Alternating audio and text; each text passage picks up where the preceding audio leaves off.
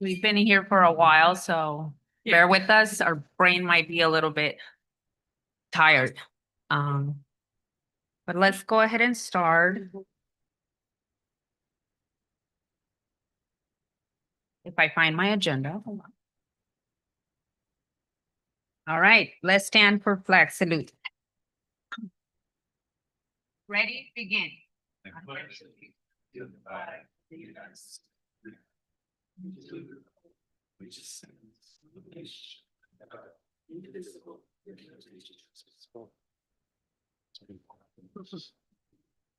Thank you.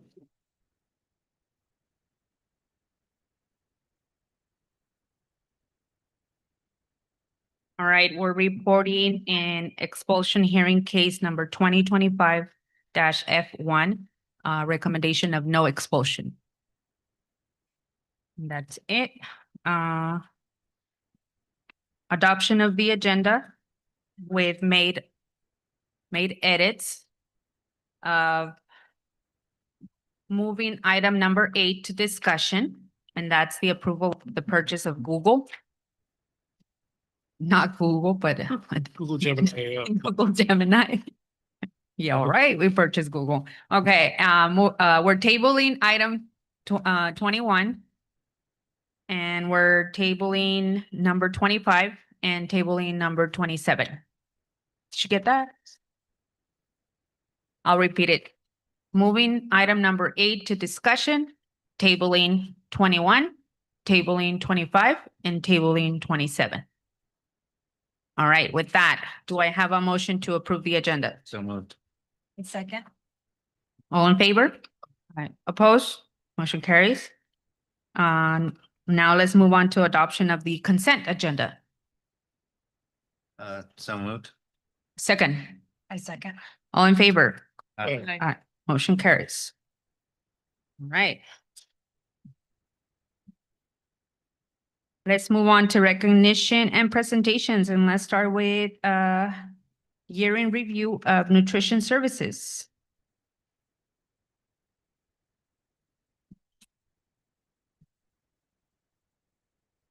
This is Sandra who's going to do this, and she can't be here tonight, so she is going to do this via Zoom. And I believe Enrique is going to be able to pull that up in just a second.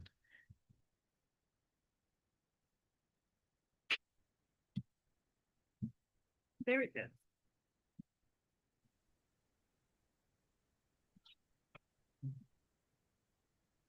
Hello. Hello. Hi, can you hear us? Yes, I can hear you. Welcome. Thank you so much. Okay. Hello, board, cabinet members. Thank you for having me here today. So I'm here to share reflection and gratitude for this 24-25 school year on behalf of our nutrition services department. Next slide. So this is growth and my first school year as director of services here at North Monterey Unified. And I'm just grateful to our team who are also dedicated to the health, happiness, and nutrition of our students. They have embraced themes and challenges with growth mindsets throughout the year so that we could always prioritize our students' nutrition first. Hello, can you all still hear me? We can hear you. Oh, sorry about that. Okay, next slide, please.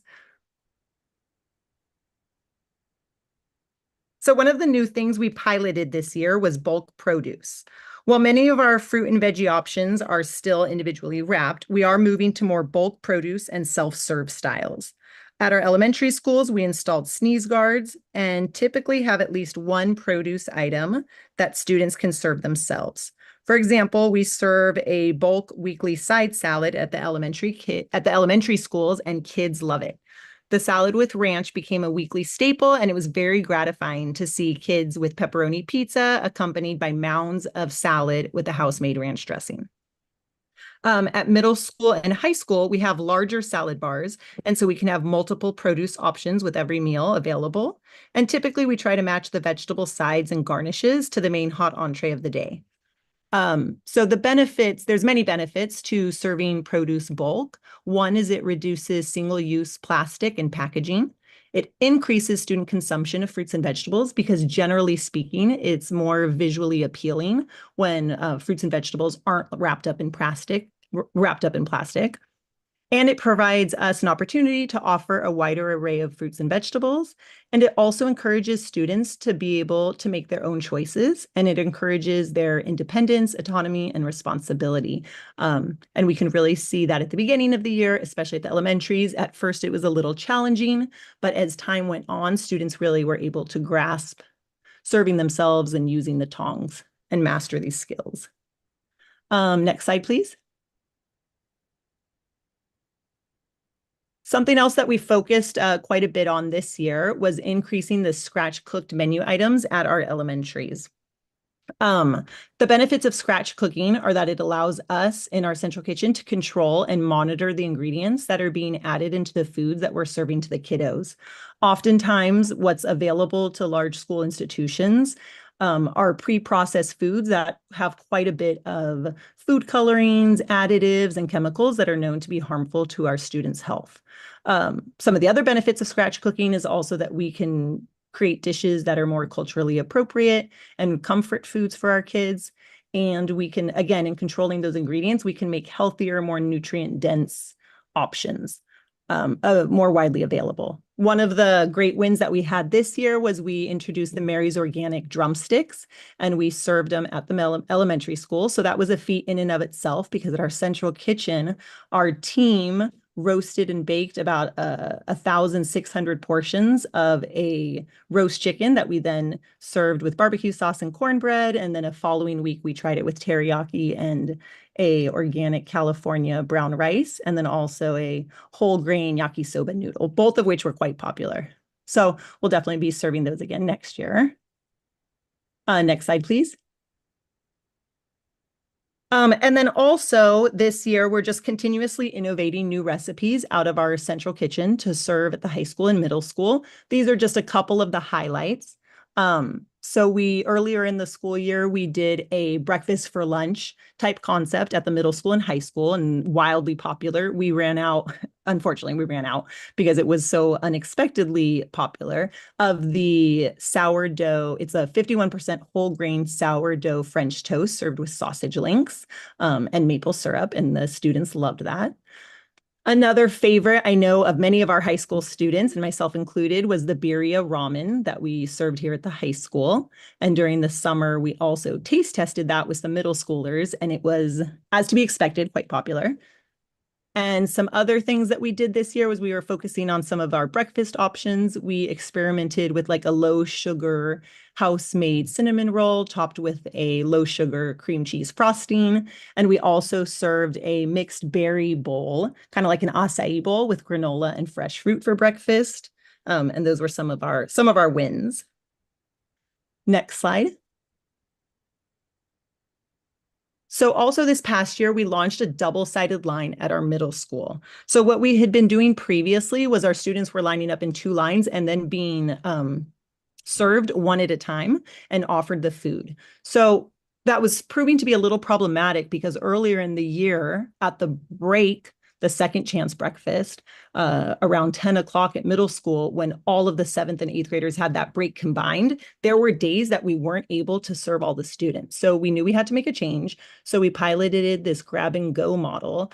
And it was a great success. It really increases line speed. Now since doing this, we haven't had any problems with, students not having enough time to get their food. And again, it also gives students the opportunity to pick and choose a little bit more and allows them to be a little bit more independent and models what's going to be coming for them in high school, kind of like the cafeteria experience there. So these were just some of the changes we made this past school year. And again, I want to highlight that they wouldn't have been successful if not for every person in our department. One employee that I would like to specifically highlight is Leticia Ramirez. Next slide, please. So Letty was an MCOE Classified School Employee of the Year nominee. Leticia Ramirez has been with our department for almost 12 years. She is a hardworking, dedicated team player who consistently shows up for our students in our department whenever called upon. She works independently and brings a wealth of experience to every task. Her dependability and reliability make her a cornerstone of our team. She is an outstanding example of professionalism and commitment, and we are truly grateful to have her as part of our team. So thank you, Letty. Next slide, please. So the Chef Ann Foundation is a newer partnership that we started this year. Chef Ann is a national nonprofit organization that's dedicated to helping schools serve fresh, healthy, and scratch-cooked meals by providing professional development and free resources such as school-compliant recipes and educational materials. They have one of the ways that they help provide professional development is through a 7-week pre-apprenticeship program in which already existing staff can participate in online courses and virtual sessions. They also have outside participants that can come into the district and work in their kitchens for up to 12 hours a week as volunteers. So featured here in these photos are a couple of those outside candidates that we had work with us this past spring as volunteers for about 12 hours a week. And they worked in our central kitchen and also visited all of our sites. Next slide, please. So Chef Ann, after completing the 7-week pre-apprenticeship program, they also have a 9-month apprenticeship program. And I want to congratulate our 2 program graduates, Cynthia Orozco and Claudia Rodriguez. Both of these women completed rigorous coursework, online classes, and projects outside of work hours, all to learn and develop professionally. As you can see from the quotes, they are both inspired and grateful for this partnership that we now have with the Chef Ann Foundation. Next slide, please. So our department continues to be committed to a values-based procurement system. So that means we look not only at pricing, but also the environmental sustainability, supporting the local economy, a just workforce for workers all throughout the food chain, and also our students' health. These are just some of the new local vendors that we started working with that we took on this past school year. Next slide, please. So we are redirecting as much of our food dollars as possible on supporting our local food shed, producers that are using sustainable practices, and prioritizing women and immigrant-led businesses that have historically not had access to larger public institutions like schools and larger government contracts. This year in 24-25, approximately 25% of our food budget was spent on local and/or organic food items. And then pictured here are just some of our partners. So up in the top, we have a photo of a cohort of different female farmers throughout Watsonville and Salinas. And then down right immediately below is Alicia from Alicia's Tamales. She runs a business with her family in which they provide school districts and other large institutions with really delicious and clean label burritos. Then we have Real Good Fish. We started working with this school year for our seafood, and they're based just out of Moss Landing, and they source fish from small to mid-sized fishermen throughout the coast of California, along the coast of California, and then they process it. So that's kind of a huge benefit of working with them, is because through them we can purchase already filleted and deboned fish fillets. And then in the other photo holding that giant turnip is Janet from Hikari Farms. Her and her family, they have a farm in Watsonville as well. And they provide us with really delicious Fuji organic apples in the winter. And come August and September, we'll be getting some Japanese cucumbers from them as well. Next slide, please. So here, obviously, throughout the year, our department is there to support student celebrations and events throughout the year. And featured here are just a couple of the highlights. So we have our supervisor, Lisa Harris, at the Resource Festival, which was in November. That was a particularly beautiful event because all of our farm partners donated produce so that we were able to give away produce and set up like a mini farmers market for our students and families. So that was really a great event. Then we also have featured, we participated providing like breakfast and hot chocolate for a special bike to school day that Castroville Elementary did at the rec center. I think that was in October. And then in the center are a couple pictures from some of the end of year celebrations, which there are a lot of, especially here at the high school. So we did a couple specially planned reimbursable meals for students just to feel a little bit more celebratory. Next slide, please. So our department has been undergoing a shift for the past couple of years. And while we have some days with extremely high participation across all school sites, there is still a lot of room for growth. But ever so slowly and steadily, our meal participation is increasing. So this little graph here is the daily average meal participation of lunch and breakfast combined. So in 22-23, our average daily lunch and breakfast combined across the school district was 4,201 meals. In 23-24, it was 4,255. And then this year in 24-25, it was 4,305. And so the volume that we're talking about is just quite large. It's quite impressive. So again, grateful for the team that's working every day to produce these meals. Breakfast and lunch combined in 24-25 was 1,078,824. And then in addition to that, we also served around 50,000 snacks and around 90,000 suppers. Next slide, please. So one of our wellness related activities this year was at our school garden at Elkhorn. Our department collaborated with teacher Jennifer Figueroa and Crystal Santana to host a garden beautification day in early May. And as you can see pictured there, we had a great turnout with some staff, with a board member, families, with students and parents. And in such a short amount of time, I believe it was about 2 hours, we were able to transform and weed that garden space to get it to look like that little picture at the bottom. So they are now ready to go with a clean, organized, well-weeded garden for August when we go back to school. At the high school this past year, one of our SDC teachers also started regularly using the high school garden on a daily basis. And they did, they were growing lots of lettuces and little baby broccolis, I believe is what's pictured there. And also not pictured is we have been working with the Transportation Agency of Monterey County. And over the past couple of years, they had received a grant and partnered with 2 of our school sites, Prunedale and Castroville. And so they have painted little traffic lines at 2 of those school sites with the goal of teaching bike and street safety. And we are now in phase 2 of that project, which is that we have these storage sheds installed, and now they are waiting to be painted by our facilities and maintenance. And then the next step will be that they will be donating about 15 bikes, scooters, and helmets to accompany them for our students at those 2 school sites. Next slide, please. So this past school year, we had 3 wellness committee meetings and a 4th that was kind of just for site admin.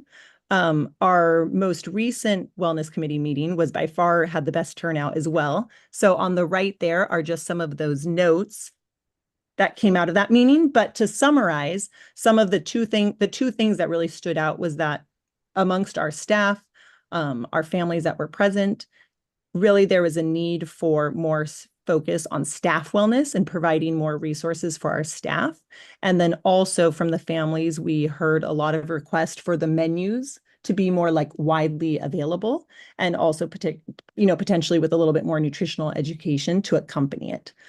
Because families obviously want to be informed and know what is available to their students to eat or what their students are eating. Next slide, please.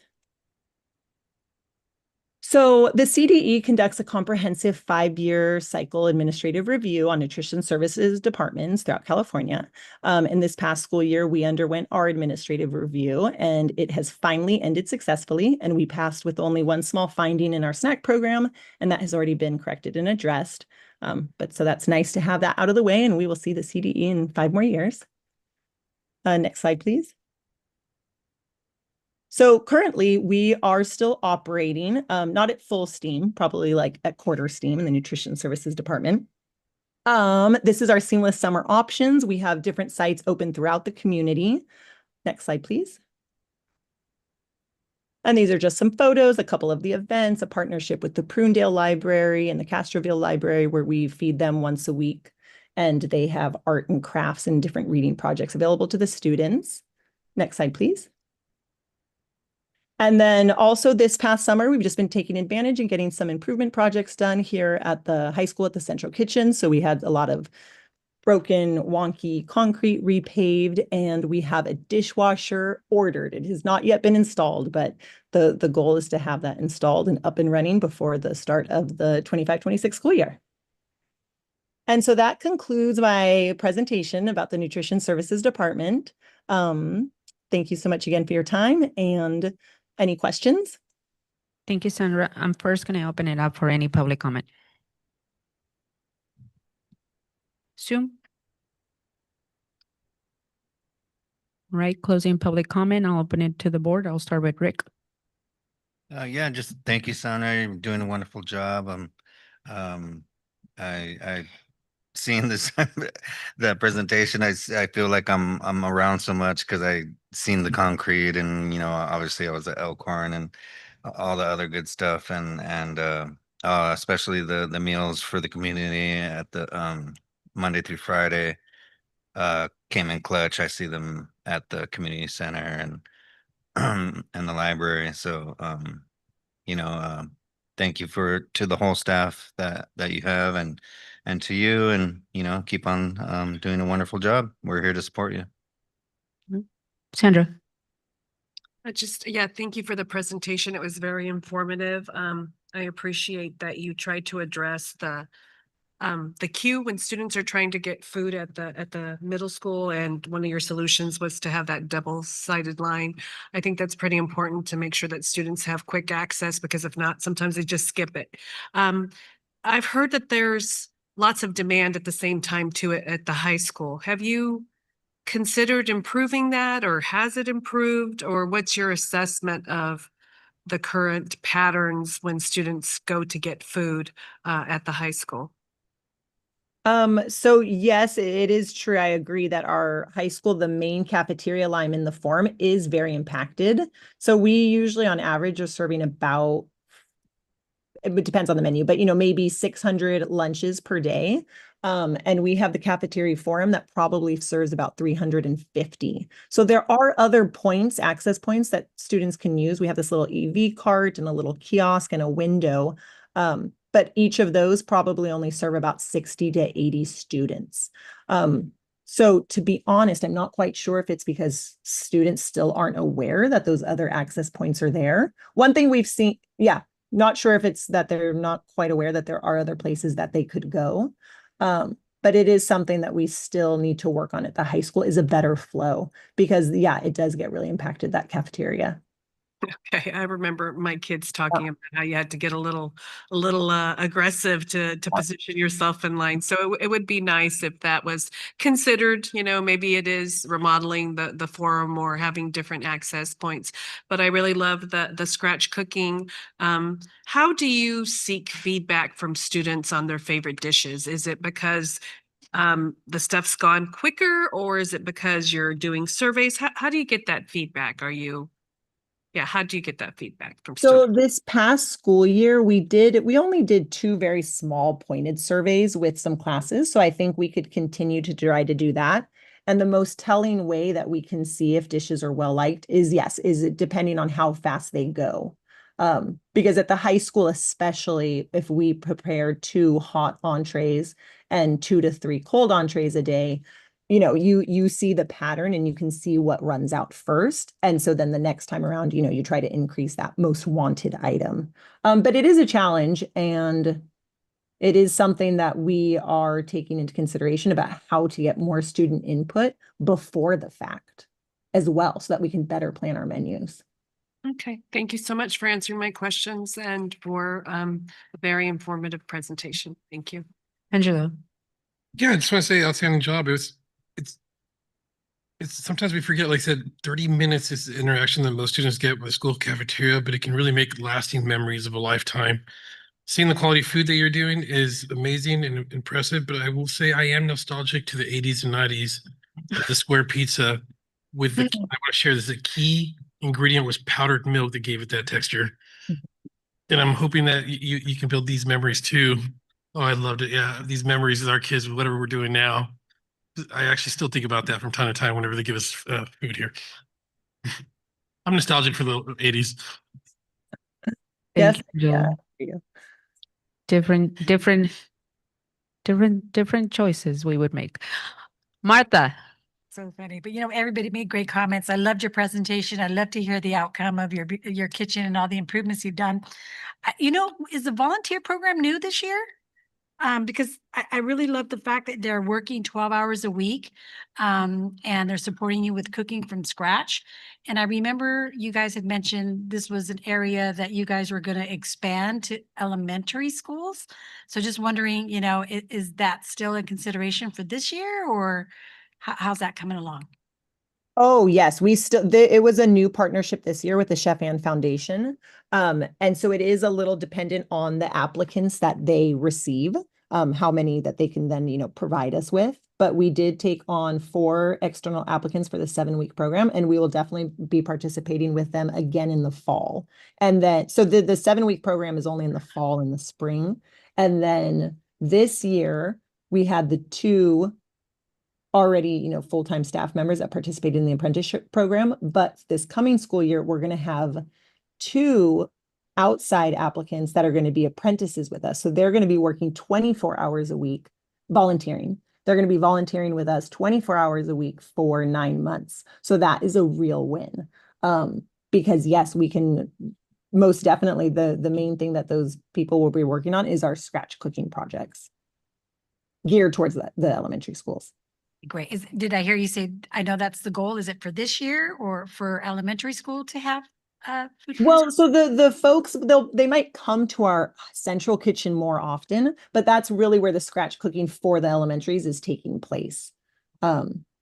Sometimes then, you do turn around and then you need to go and support the service at elementary, but the cooking itself mostly takes place at the central kitchen. So even though they might be working towards the benefit of our elementaries, they might spend most of their time at the central kitchen still. All right. Well, thank you, Sandra. Thank you, Sandra. I think I have a question for you regarding, is there any impact because of federal funding for this program that you see coming? So It might be a unfortunately, question for the district as well, or the staff. yeah, I mean, it's unfortunate because yes, there might be we might be affected. Not this coming school year, but what might affect us the most is what the federal government, they want to raise the percentage or the income levels, I'm sorry, I misspoke, the income levels for people to qualify for Medicare and Medi-Cal and kind of those services. And so if they were to do that, depending on how high they raise that, that could affect our ISP, which then affects our community eligibility, which our school district is a community eligibility provision district. So that means we do receive a lot of federal funding, even if California were to stop doing universal meals. But now those percentages could be affected, but we do not yet know. But this coming school year, fortunately, we are still in a good place. Is there any messaging that has gone to parents that this year were okay? Because the reason why I'm asking is I'm getting contacted by several parents who are Asking if we still unclear have- if they are we're gonna have any or free or reduced lunch. Yes, we will have free meals for all students, breakfast and lunch this coming school year. And so, yes, there is a letter that we'll be sending out right at the beginning of the school year that states that so that parents are aware that all children are entitled to the free breakfast and lunch. And this year, now that I know how well Blackboard works, we probably should just Blackboard or message that out that way as well. Awesome. Thank you. I think parents are eager to have that communication ASAP. Okay. Thank you. All right. And thank you all your staff, because I know that all the students, they always provide good feedback about the meals. I always hear about the ramen birria, which I'm still waiting to try. No pressure, but Yeah, we'll get that to a board they meeting. all are really eager with the new lunches that they're getting and new things that you're all trying. So thank you for being responsive of what they're really interested in. Yeah, thank you. All right. Let's move on to our next item, which is the volunteer system.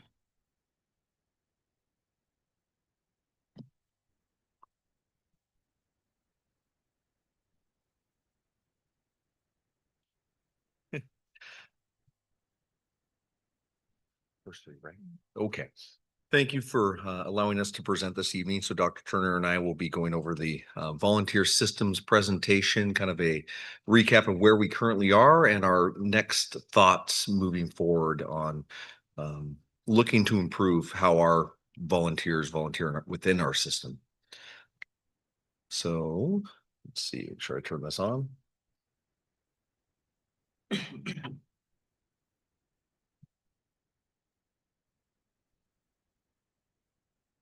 Right. Which way am I pointing this? Got it. Okay. There we go.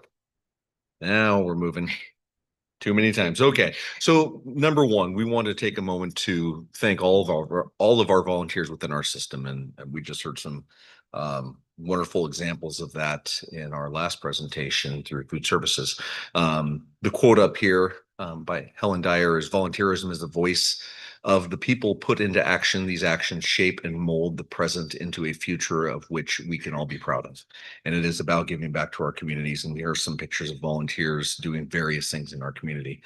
And again, what our goal here is in our system is to help people feel a part of our system, a part of belonging, and giving them an opportunity to assist us and volunteer and give back to not only their children, but other people's children and our system as a whole.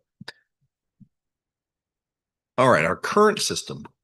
Right now, we have one method to volunteer in our district, and that is our volunteer participation form, which a parent would go and request at their school site or the FRC or the district office, fill it out completely, get it signed by the administrator of the site of which they would like to volunteer, bring it back into the district office, receive a live scan form to which and provide a TB clearance. The live scan form would then have to be taken to any place that does fingerprint checks. The one that we have a open PO with that the district pays for is called the Post Box, and I believe it's located in Salinas.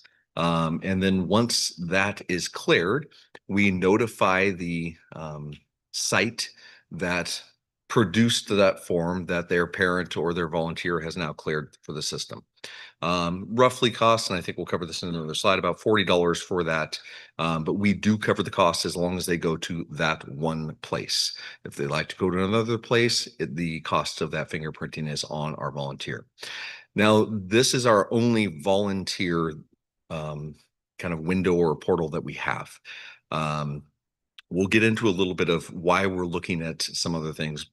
In fact, I'm not going to steal Dr. Turner's thunder. I'm going to turn over the next slide to her and let her start talking about that. Are you going to click for me? I can. Actually, no, because I don't know what that. Good evening, board. I'm Katie Turner. I'm the Director of Student Support and Family Services.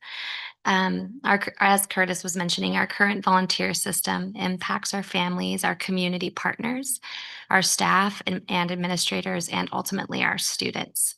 Feedback from those groups were the catalyst for us to examine our systems on a deeper level and to begin conversations around improvement.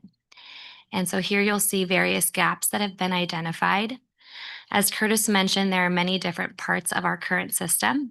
Staff have provided feedback that a major gap is the many different parts and how they connect with each other, the communication between them, and the timeline between them. For example, sites are sometimes unaware when an individual has been cleared or where they are in the process, and sites have shared that they are unclear who provides the final clearance, the site or HR. Another piece of feedback was that the overall process takes several weeks to a month to receive clearance. This process is not only used for family members, it is also used for service providers and community partners. For example, we have ABA service providers, which is applied behavior analysis service providers, providing services to our students with autism in our schools. And sometimes students are waiting to receive those services until they have clearance. Families have provided feedback about clarity in the system as well, as the challenge of accessing transportation to drive to Salinas for their live scan, as well as accessing TB tests, are a challenge for them.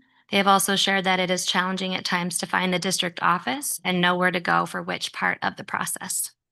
And finally, our current process doesn't create a streamlined process. I know I'm using the word process a lot, so I'm sorry for that, for identifying those that have been cleared. And for example, folks entering our campuses aren't always identified. And it's hard to know who's been cleared, who's not, and why they're on the campus, which creates a safety issue for our staff and students. There are many ways to address the current challenges, and this is just one solution we've been exploring. It's called Raptor. Raptor is used by about 40% of schools in California, including several districts in Monterey County, including Santa Rita, Salinas Union High School District, Salinas City Elementary, and King City. There are two systems offered by Raptor that we're presenting here, which are Visitor Safe and Volunteer Safe. Visitor Safe operates as a single point of entry system for each school site. And what that looks like is a visitor would check into the office to check in, and they would have a badge printed for them. Visitor Safe checks each visitor against the sex offender registry and any local indicators if the district chooses. Typically, that's for custody. Raptor supports driver's license, passports, and military IDs. However, a district can develop a policy to accept additional forms of identification or choose to collect the name and date of birth of the individual only. That's the same for the Volunteer Safe program. And I spoke with Salinas Union High School District, and that was a barrier for their implementation. They felt, the people that I spoke with felt that families were discouraged from coming because that did require an ID, but that's not a process that a district has to adopt depending on their community that they're serving. The data isn't shared with any governmental agency. Both systems are SOC Type 2 compliant, which I had to look up what that meant. And data can also be purged from the system as it belongs to our district if we decide to work with this company. We could purge it as frequent as we wanted to. Volunteer Safe requires the same information and it has the same data privacies. Volunteer Safe completes the same check as Visitor Safe, plus a full background check, which is what we currently are doing through the post box. There's a price difference in each background check. This software does this for $6.30, and we're currently paying around $40, as Curtis mentioned. And for both systems, data would be shared across all of our sites in one system. So if you're a family that has been cleared at one site, you would be cleared at another site versus having to receive a signed document from each principal of a site that you were attempting to volunteer from. If we adopt both systems, volunteer data syncs into Visitor Safe. So if you are a volunteer that's been vetted, when you check into a school site, you wouldn't have to go through that process every single time. And the same with Visitor Safe. If you've been vetted one time, you're not going through that process every single time you check in. The goal with a system like this is to automate the process so that the burden of tracking and managing is not placed on our site-based staff, which they've shared that it is a burden for them.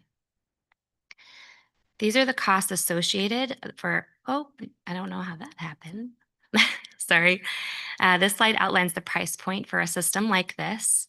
The initial one-time fee for each system are on the top, and the annual price for continued use of the software are on the bottom.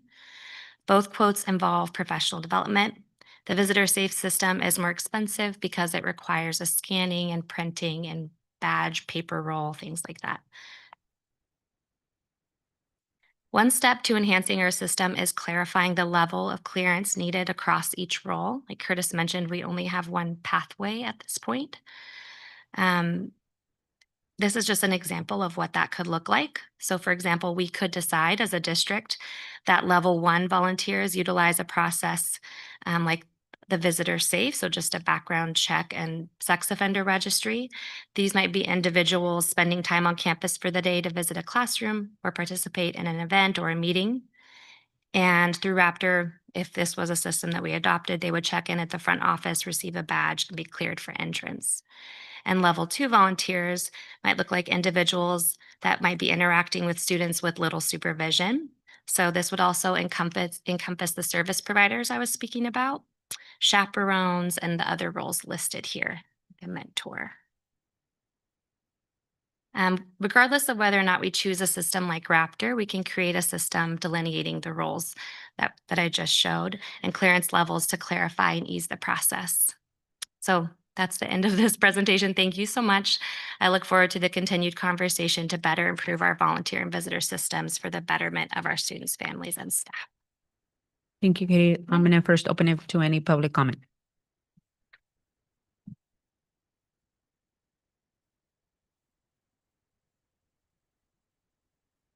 Good evening. One of the organizations that I volunteer with uses Raptor, so I have a little bit of feedback to give there.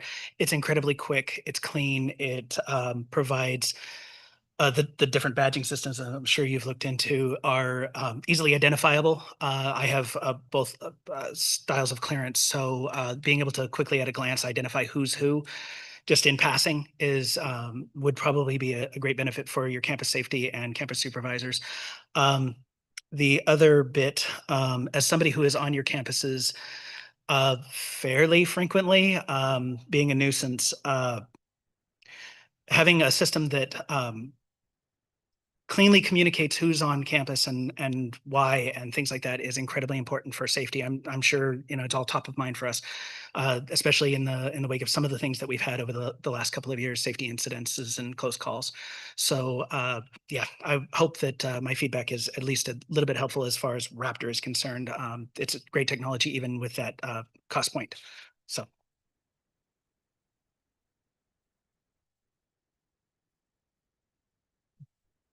Sue? All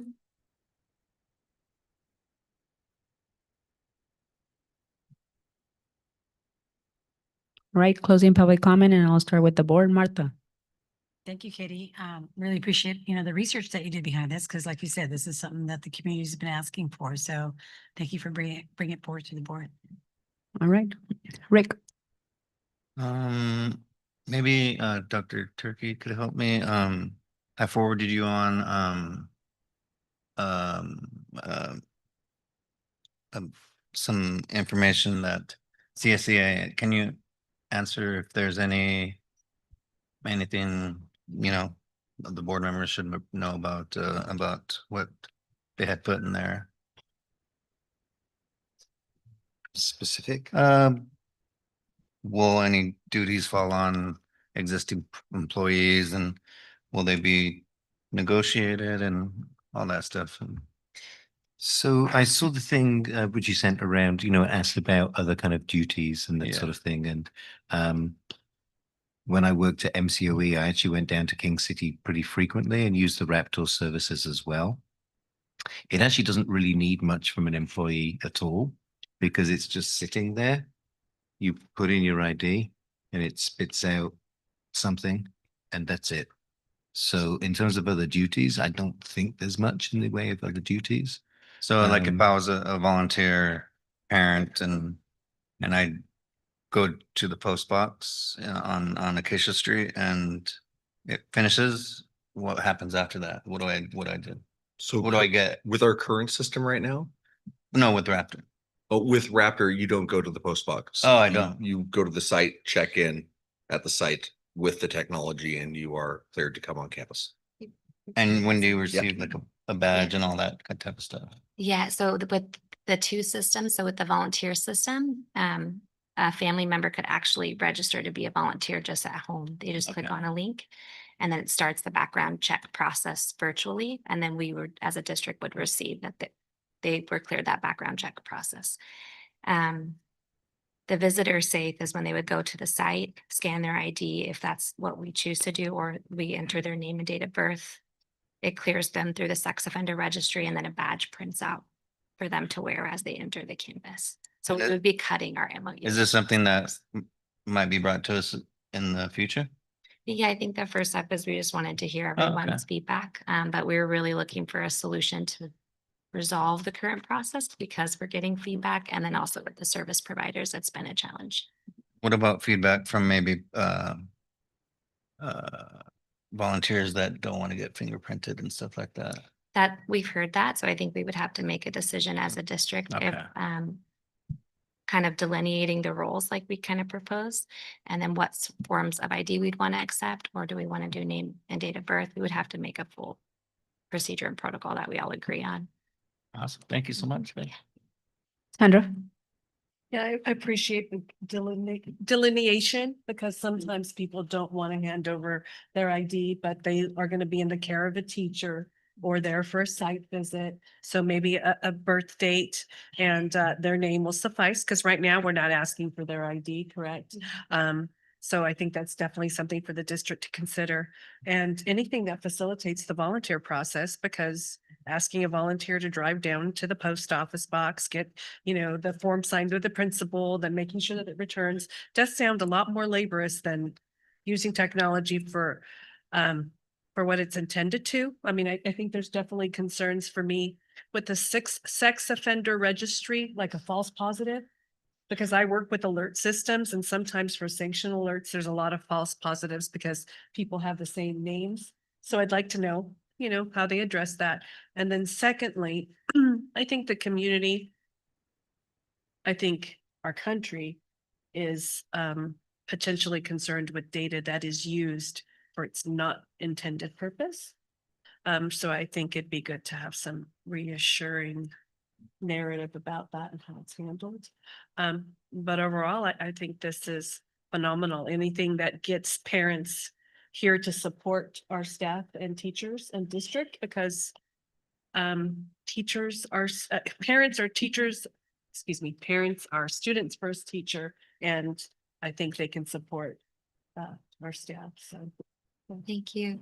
I want to just say that I did ask the person I've been speaking with directly about where the information goes, and it lives within our system. And so I can forward you the response he gave me, as well as a 3-page sheet about their data and the questions that come with it. Thank you.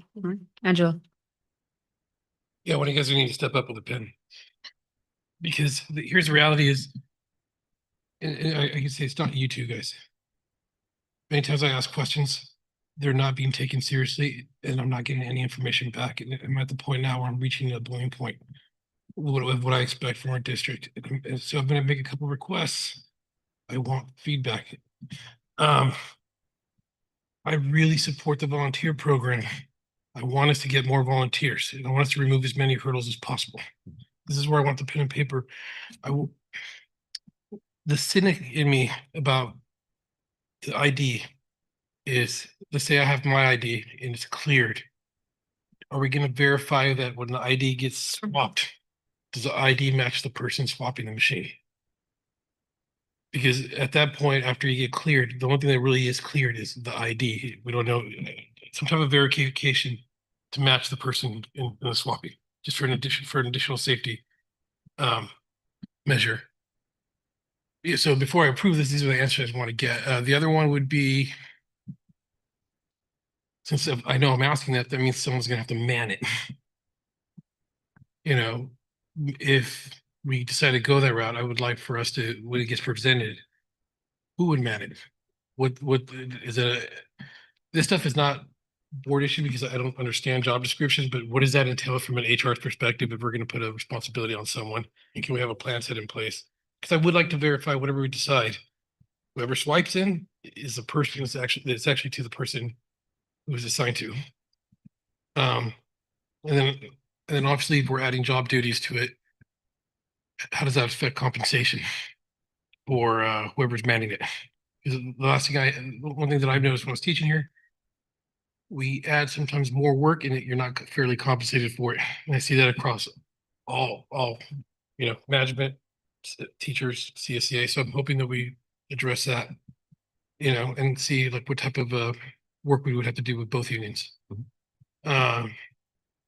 Before bringing this back for action because I've been getting phone calls about concerns.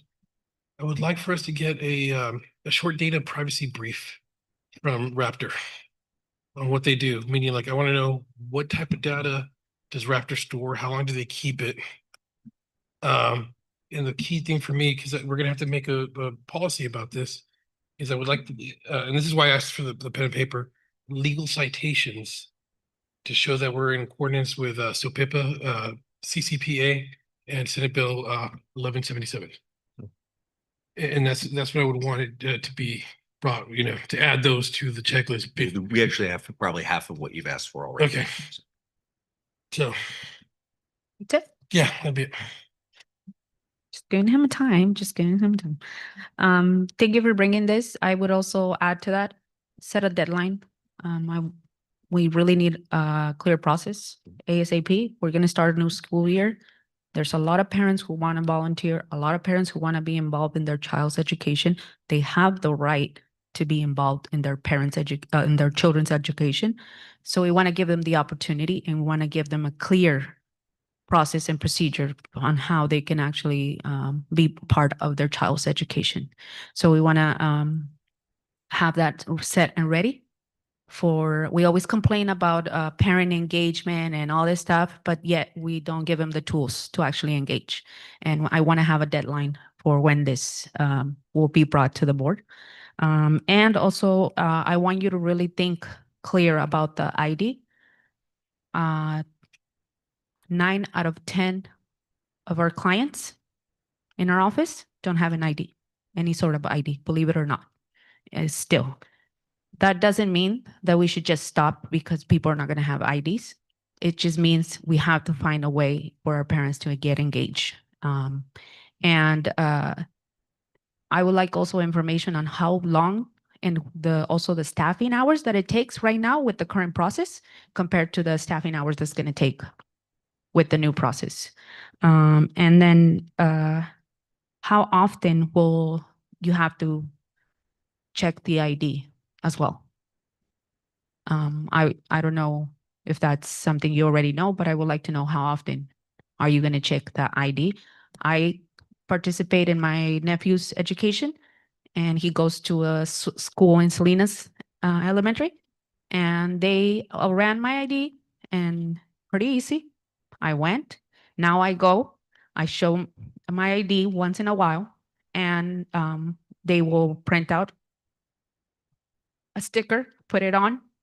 We already are supposed to be doing that. We're supposed to be checking into the office. We're supposed to be signing our name. We're supposed to be grabbing a visitor's pass. We're supposed to be already having that type of interaction. This one is more clear because it has my photo and it has my name. So any staff member that looks that I'm walking around that school can actually see, are you that person, because it has my photo and it has my name. So I would like to have that as facilitated as soon as possible. And then also, like, have you talked to the parents of what do they think about this? After? Mm-hmm. I think at this point, we've just done like a needs assessment with our classified staff in the office, the current process and getting their feedback, families, the current process and getting their feedback, and then our community partners and service providers. So just more about what is the current process. And then we looked into a solution and then kind of gone on a learning journey. I've gone on a learning journey. This is not my background at all. And I think the next step would be to take this, answer your questions, share it with everyone and see what their thoughts are and bring it back. That's what it sounds like to me. Or even just ask what, because I've heard from many parents that like the confusion, right? What you said, there's a confusion. One of the child attends an elementary and they require one thing, and then they go to the middle school and the middle school requires another thing. And so I would recommend that you talk to a few parents to hear what they're being asked currently, to see the obstacles that are currently in place for all of our parents to actually be involved, and to be able to navigate through those barriers and see if this specific program can help us navigate and improve those barriers. But I'm really excited to actually have consistency throughout our district. That way it's not put on the administrator or put on the office staff or put on someone to decide, yes, you can come, no, you can't come. But there's an actual fair system that has no biases and no everyone is going to be measured the same way. So I'm really excited about that. And thank you for doing the research on this. I appreciate it. Thank you so much. Thank you. Thank you, everyone. All right, moving on to update on human resources. Curtis, today is your night. Hello. Welcome. Thank you. All right. Tonight, I bring to you a quick update on HR, human resources. And one of the things about this presentation is that as we Continue to do the similar presentation. You're going to see more data points, and actually I like graphs. I'll be able to add graphs each time we do it to show trends that are happening.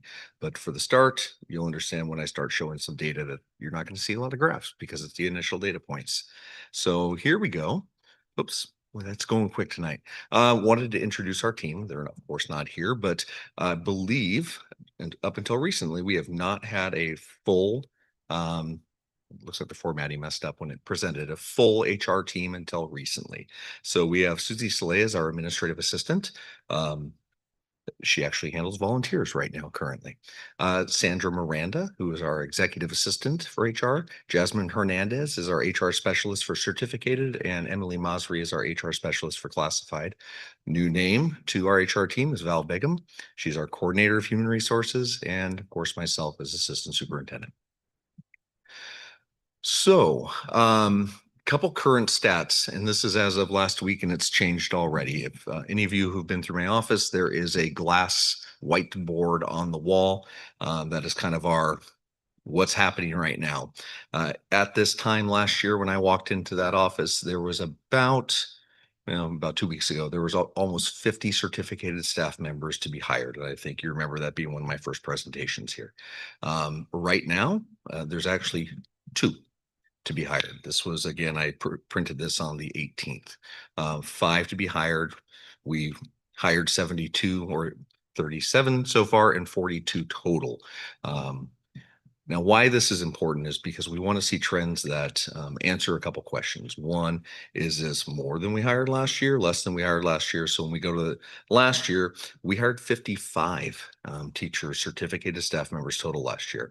So for this year being at 42, that's actually a good trend. That means we're retaining our employees, and we're not seeing as much departures or as many departures as last year. So this is a good trend. And again, this is where, as I give this each year or each quarter, however often the board would like it, we're going to be able to add these data points in and watch the trends ebb and flow here. For classified, right now we have 13 to be hired. And again, this was last week. That has definitely changed. 28 hired so far with a total of 41. We're looking at last year, it was 50. So again, we're on the right trend. This is going the right direction. We are retaining employees.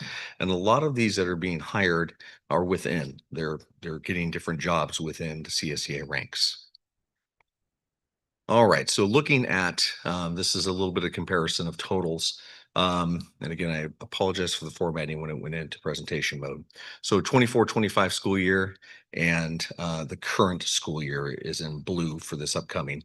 So 45 total classified hires out of the 340 total classified, and 50 was last year. Certificate 40 and 55. This was a couple weeks old data. And the management at this time last year, we had hired 12, this time 4. So again, in all 3 areas, we are on a positive trend of employee retention.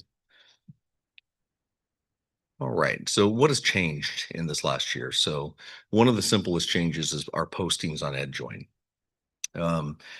I made the comments up here of keep them clean, end date in mind, and follow through. Now, what those 3 comments mean is keeping the postings clean is regularly going through our postings and making sure they're up to date. Did we have to repost? Is the information correct? And if we filled it, get rid of it off of EdJoin. An end date in mind.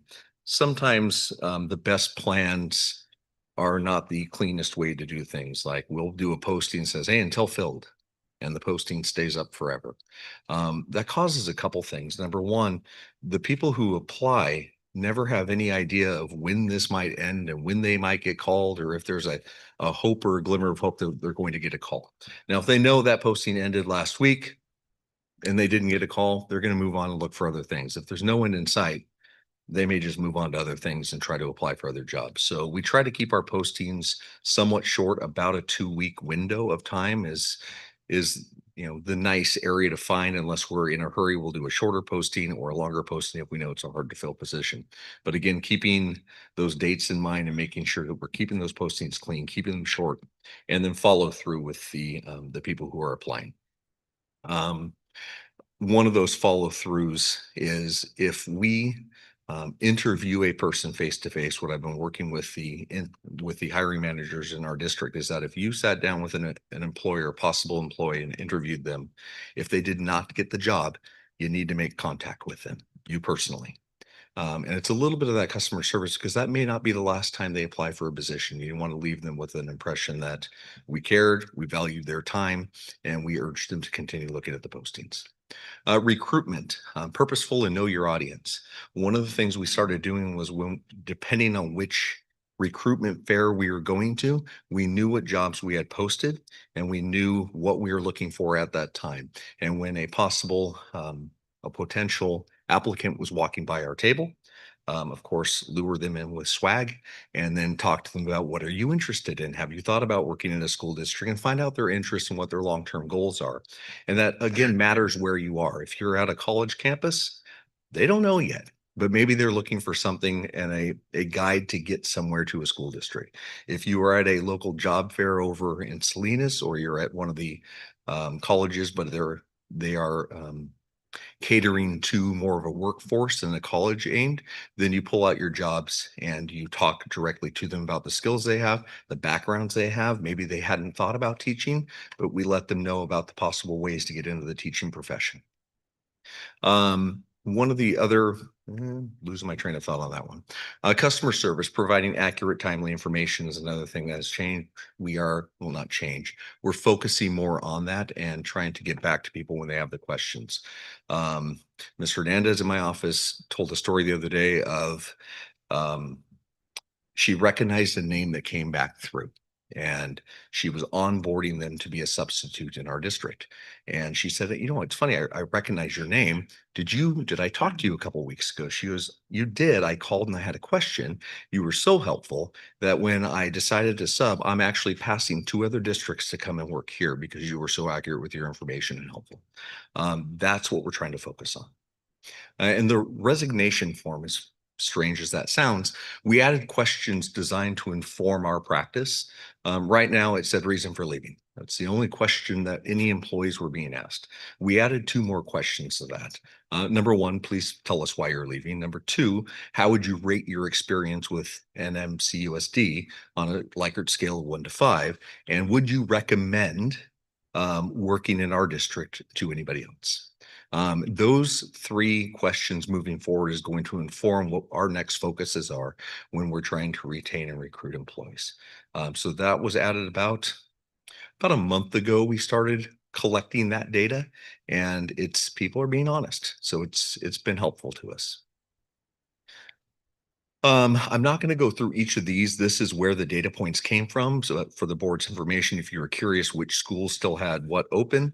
And again, this was about a week ago. So we have Castroville, Echo Valley, Elkhorn, Prunedale, our middle school and our high school there on the positions we're still trying to, or 2 weeks or a week ago, we're still trying to fill. And that independent study, central office, and FMOT. Any questions? Thank you, Curtis. I'm first going to open it up for any public comment. 2.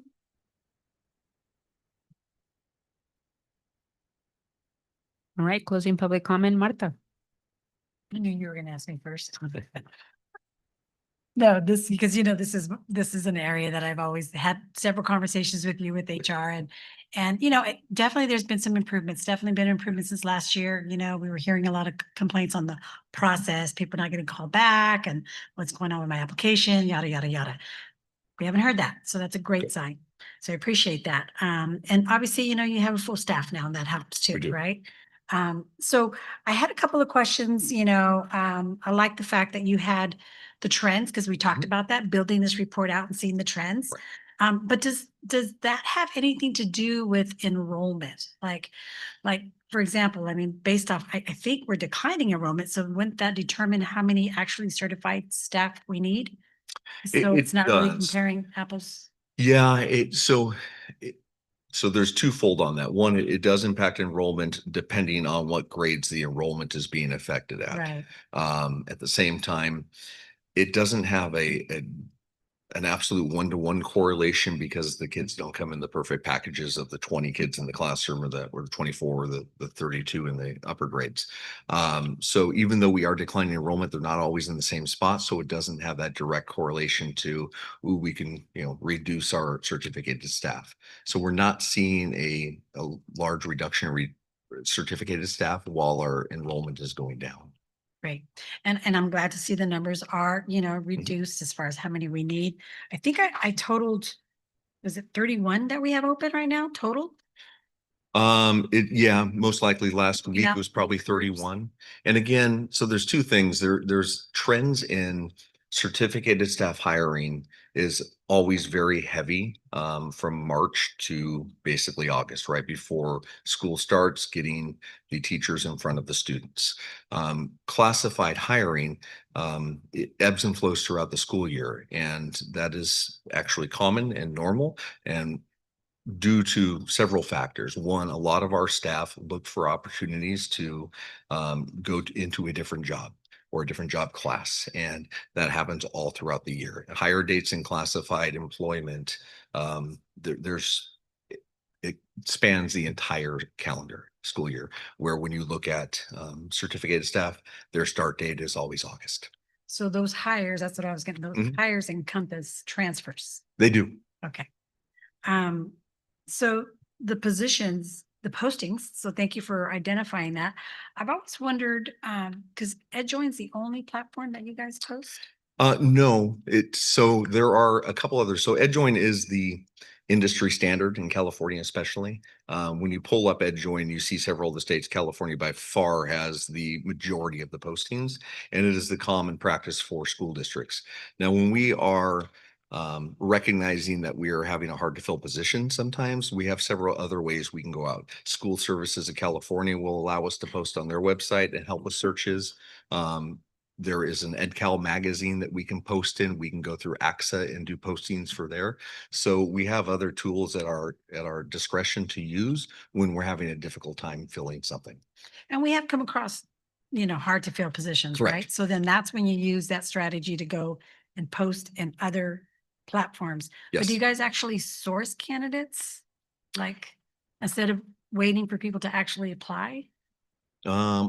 I'm not following. I'm sorry. Okay, that's the terminology that we used to use Okay. is to like go on the platforms on LinkedIn and Indeed and just go and start looking for people in that skill set. Like, hey, I'm Yep. looking for an administrative assistant because it's been hard to find this replacement, right?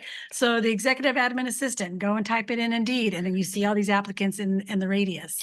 Do you guys do that? We haven't actually gone through like the LinkedIn. What we do is the backwards or opposite of that is using LinkedIn as a platform to do that outreach and that search and looking at the connections that even, I was on LinkedIn today and I saw activity from Mr. Garcia, Dr. Turkey, and those are the reach outs. And we also put on there saying, hey, looking for and look for those people to be, but actually going out and mining, we haven't had the need to do that yet.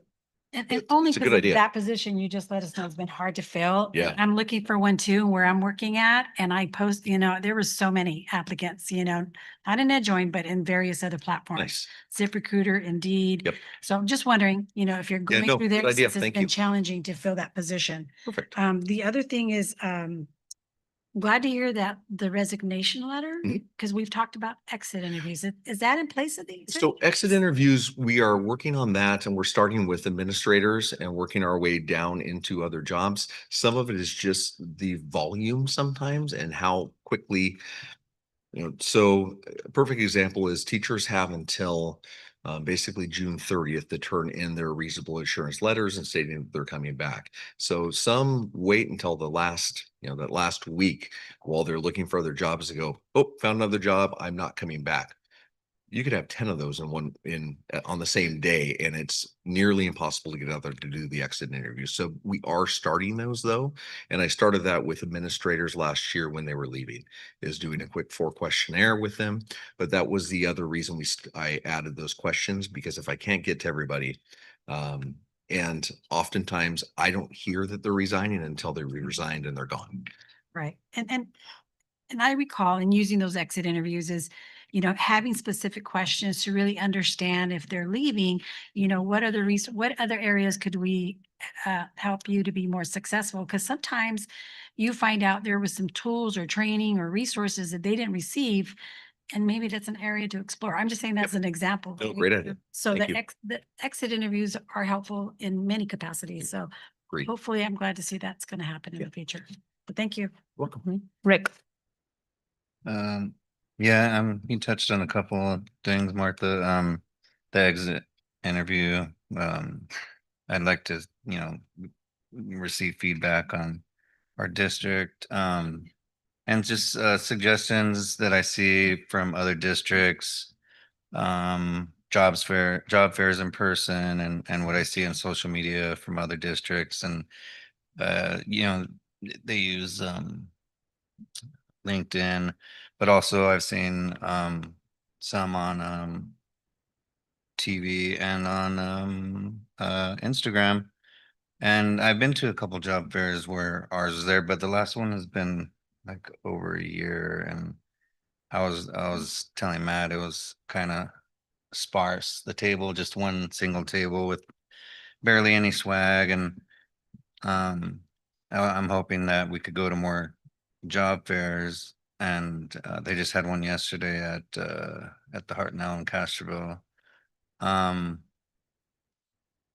Yes, it does. I think the typical person doesn't always go to EdJoin. So if we have that many job openings, it'd be cool to try a lot of different methods. Thank you. Thank you. Oh, go ahead. No, that's it. I will say we've upped our swag game for the Oh, last nice. year. I also contracted with a local sign company to create a 6-foot tall banner that highlights our location. Like, where is Castroville? Look how close it is to everything, and really highlight our school sites, some of the highlights of our district. And it's an eye-catching banner. I'm picking it up next week. Also on our cards, our business cards that we take to the job fairs now, has a QR code on the back that they scan it, and it goes right to our right to EdJoin and to all the job postings that we currently have. Oh, nice. Sandra. Mhm. I just want to say thank you. I think you have significantly improved. You've elevated the district, because when you treat potential employees with care and respect, how we all want to be treated, did you fill this position? I didn't get the job. No, thank you. That you elevate the reputation in the district. And so I want to say thank you, because I've seen a significant improvement. I've heard a significant improvement. The other trustees have given suggestions for continuous improvement. But from where you are right now, to me, you've significantly improved and elevated our district. And I want to say thank you. Thank you. Angela. I want to build on what Trustee Sanders said. Because you have made improvements, I would like to offer this suggestion. Since I've been on the board, and every March 15th, we're going to do layoffs, and a large number of our teacher layoffs are due to credentialing issues. Correct. Not new. It happens every year. If we're in a better spot, I would like to start seeing if we can, for retention rates, find ways to help teachers, get their credentialing, have supports in place. Because, they might have the goal to do it, but sometimes, if they're on the emergency credential, temporary credential, or intern, it can be very overwhelming teaching full time and then also trying to pass your test. Yeah. And they might be a great asset or future employee. Can we do more to step up and help them pass it? Because that's the only reason we let them go. Great. And we're just letting go of a huge workforce that wants to be here, already started here, already passed everything that we needed to even, to be a part of the community. It's painful to see them go, and we can maybe find ways to keep Agreed. For example, like the math department, it was outstanding. The last year we started without subs. It appears this year we're once again starting without subs. Yeah, we're filled. Yeah, so Yes. Wow. but I would later want to know, like, well, how many of them are on those emergency credentials that who are starting, and can we find ways to help push them to get their credentialing because they already want to stay. So last year at this time, we were passing 11 emergency credentials, whether those were STIPs, PIPs, or whatever we had to do. This year, one, which is up for approval today under discussion. Outstanding. I just want to say you've done a great job, and I feel like the students feel it because, like Angela was mentioning, like, and you mentioned right now that our students are not starting with subs. Correct. And they're starting with the staff that they're going to build relationships with. I think that's crucial for a student, and that's crucial for both, also the staff member, right? No offense to subs, but it's just you have a better commitment when you know that you're going to be there for a year with those students, and those students know that adult or that teacher is going to be there with them.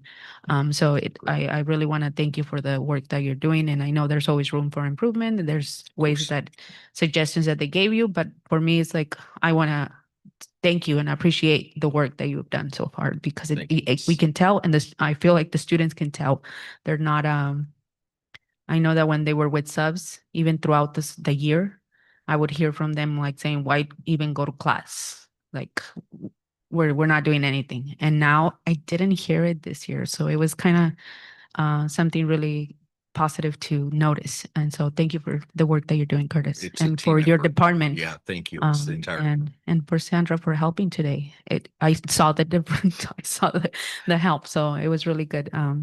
Your department is good. Yeah, they're excellent. Just find someone for Matt. Yes, working on it. All right. Thank you. Thank you. All right. Moving on to public comment on non-agenda items. And I'm going to open up for public, and I'll start with Jimena.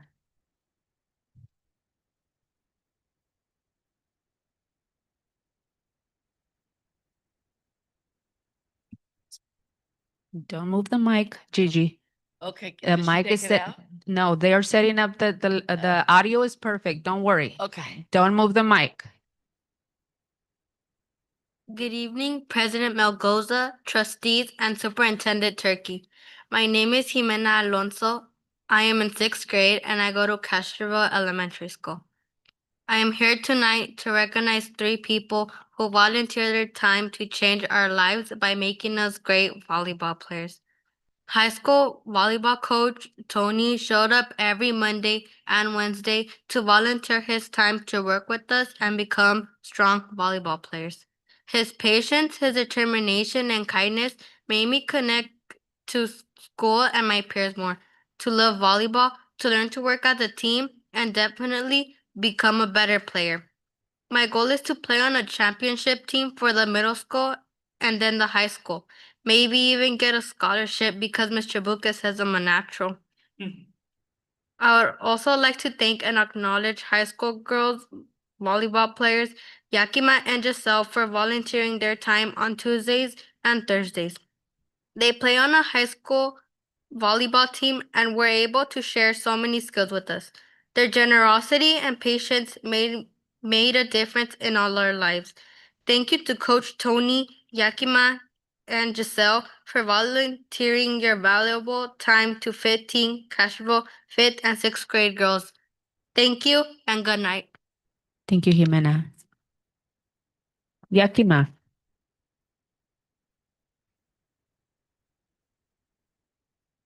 Good evening, President, trustees, and superintendents. My name is Yakima Casillas Garcia, and I am an upcoming junior. I coached at Castroville Elementary, and I am part of the volleyball team here at North County High School. It's been a pleasure to be here. Volleyball has always been something I've loved, not just because of the game, but because of what it taught me. It gave me confidence when I didn't believe in myself. I thank my coach, Coach Tony, because he has taught me to be stronger mentally and physically, and taught me how to work with others, how to get back up after a loss, and how to keep going when things get tough. I took the opportunity to coach elementary girls because I wanted to share that same feeling with them and be there at the start of their journey. Because those early moments do matter a lot. When a kid hits their first serve over the net or finally understands a play, their whole face lights up, because that's exactly what I had felt, excitement. It's not just about teaching a sport, it's about helping them grow as people and how to grow as a team. Giving them a place where they feel supported, challenged, and proud of themselves. I thank all my girls so much for being patient with Coach Tony, Giselle, and I. Thank you. Thank you, Yakima.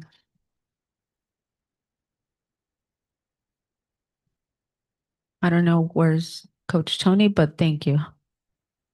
Any other public comment on non-agenda items? Sue? Okay, closing public comment, and we're moving on to board reports, and I'll start with Rick. I just want to say that I went to JCPenney's on Saturday with the district and the team over there. Put on a great. They organized a great thing to have shopping with some kids from our district, and we had some volunteers that took the kids shopping around the JCPenney's, and I took two incoming eighth grade boys to go shopping, and showed them and what was in the store, and suggested some stuff, and they were quiet at first and opened up, and everyone was offered free haircuts, and um they had breakfast snacks, and and stuff like that, and and backpacks also. So just so proud of our district could do that, and of the staff for the ingenuity and the dedication that they did to put it together. It makes us all proud. Um, and just excited to get my kids back into school pretty soon. Oh my goodness. And that's it. Thank you, Rick. Sandra?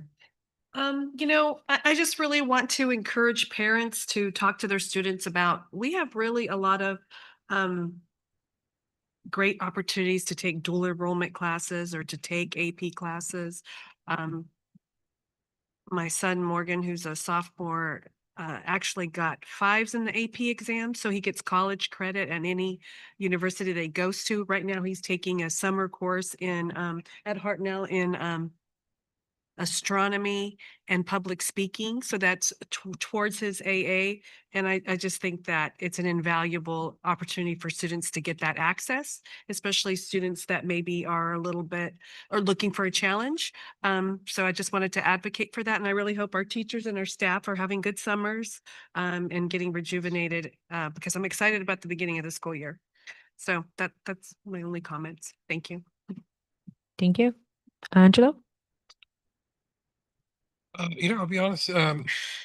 I've had one of the most busiest months I've had in my life over the past month. Just want to throw out my commitment to the community, where I've been delving deep into the ethnic studies model curriculum from the state, trying to understand as much as I can from the state, speaking to many groups, and I'm still not done studying and trying to learn more about it, because I want to make sure as a trustee I can share the information I've learned with my colleagues and make a good decision. And it's not just that issue too. Another one I've been putting a lot of work is AI. I believe that's going to be the future. Well, it's not, I believe we know it's the future already. And I want to make sure that we don't fall behind as it's rapidly evolving. And so I want to make sure that we catch up. And that's why I'm looking forward to hearing that later thing from IT with Google Gemini. So yeah, it's absolutely busy up to the point where many nights I'm staying up till 4 or 5 in the morning reading this curriculum and trying to do as much analysis, because I want to, like I said, I want to talk to as many people that want to talk to me about this. Hear everybody's side. I'm looking forward for a dialogue. And like I said, I'm going to do my best to give you any information from what I learned. Thank you. Martha? So yeah, I mean, it's been a busy summer, a good summer. Started this new job, so it's been really taking a lot of my time, but at the same token, I'm excited about this upcoming event. So thank you, Matt, for making these flyers for me. I want to make sure that the board gets invited and our administrative staff to our annual LULAC Scholarship Awards for our North County students. It's going to be at the Japanese school in Castroville, and I know several of you have gone before. And what's really exciting is that one of our guest speakers this time is our recent grad from Cal Poly, who was awarded for the last 4 years, and she's a graduate from here, obviously. Evelyn Gutierrez, I don't know if you guys remember her. But she just has an amazing story. And I thought it'd be awesome for the students to hear someone freshly that just graduated, how she, can be able to support the students with some great advice. And then we're also going to recognize a community award, educational award. And the vote has been to Miss Solis. So we're going to recognize her with the plaque for all her contributions and her efforts in getting our students college ready, because a lot of our students always, acknowledged her and the support that she provided. So the students voted for her. So hopefully you guys can attend. And since she will no longer be at our district, I think this is a nice way to just recognize her for all the support that she's done for North County students. So it's going to be on a Sunday afternoon from 2 to 4. And hope you guys can make it. And we'll be posting it on social media, and I'll send emails out. But these are flyers, so invite everyone to attend. Right. Thank you, Martha. For me, I'm just look forward to another school year. I can't believe how fast summer went this summer. I don't know why, but I feel like this summer was really fast. And then, like Angelo, I'm also looking into ethnic studies. But I'll just say very, very brief. I mean, for me, it's not just a course. We, as a person of different ethnicity, we live it on a daily basis. So for me, it's really important course, and I'm hoping that this will support our students. But I'll make another comment once that course is brought to the board. But I'm fully supported, as it has made a huge difference as a person who learned it at 7th grade. And who took courses at 7th grade. And it made a huge difference. And I think that that's why I'm also here, in all honesty, because it made me realize the importance of civic engagement as well. But I'll save my comment to later. But I want to welcome those and thank those who have been working during the summer to prepare our district for another school year. I know there's a lot of you who continue to work year round. And prepare for those who are taking a break, and hopefully you'll get a chance to take a break. And I'm really excited, and I know that the students are really excited, but we definitely want to find a way to put out some messaging out there, because there was also some doubts and fears and questions with all the changes that are happening. I know families are kind of questioning what's going on. How is our district going to prepare for changes that are coming with federal cuts, with all the different enforcements that are happening with things? Some of our families are a little bit nervous. And so we want to make sure that we put out messaging as soon as possible. And I want to say thank you to all the, what is their official title, Matt? The ones working with the parents? Yes, I want to thank them, because they are working on enrolling our parents and open various hours. Actually really understood our community, understood culturally how this community works, because they not only open during the morning, but they open late evening to help enroll and help eliminate the technology barrier and facilitate an easier enrollment. And that was my number one goal when I joined the board, is like, how can we do online enrollment to not fill out all these forms over and over and over again, so to facilitate it. But I'm really happy with what's happening and the way that they are approaching our families. It's really great to see that. So I want to thank them. I know they've been working a couple. We went to the Family Resource Center various times, Angela and myself, and then we went to the event of the Health and Human, and it's great to see that and hear them, how dedicated they are about their work and supporting our families. So please let them know that we are really appreciative of what they're doing to prepare our families for an easier transition to a new school year. So I'm really thankful for that. And with that, I'll hand it over to you, Matt, for superintendent report. I'm going to continue from where you left off and give some props to our family and community engagement specialists, and also kind of piggybacking from what Rick was talking about the trip to JCPenney.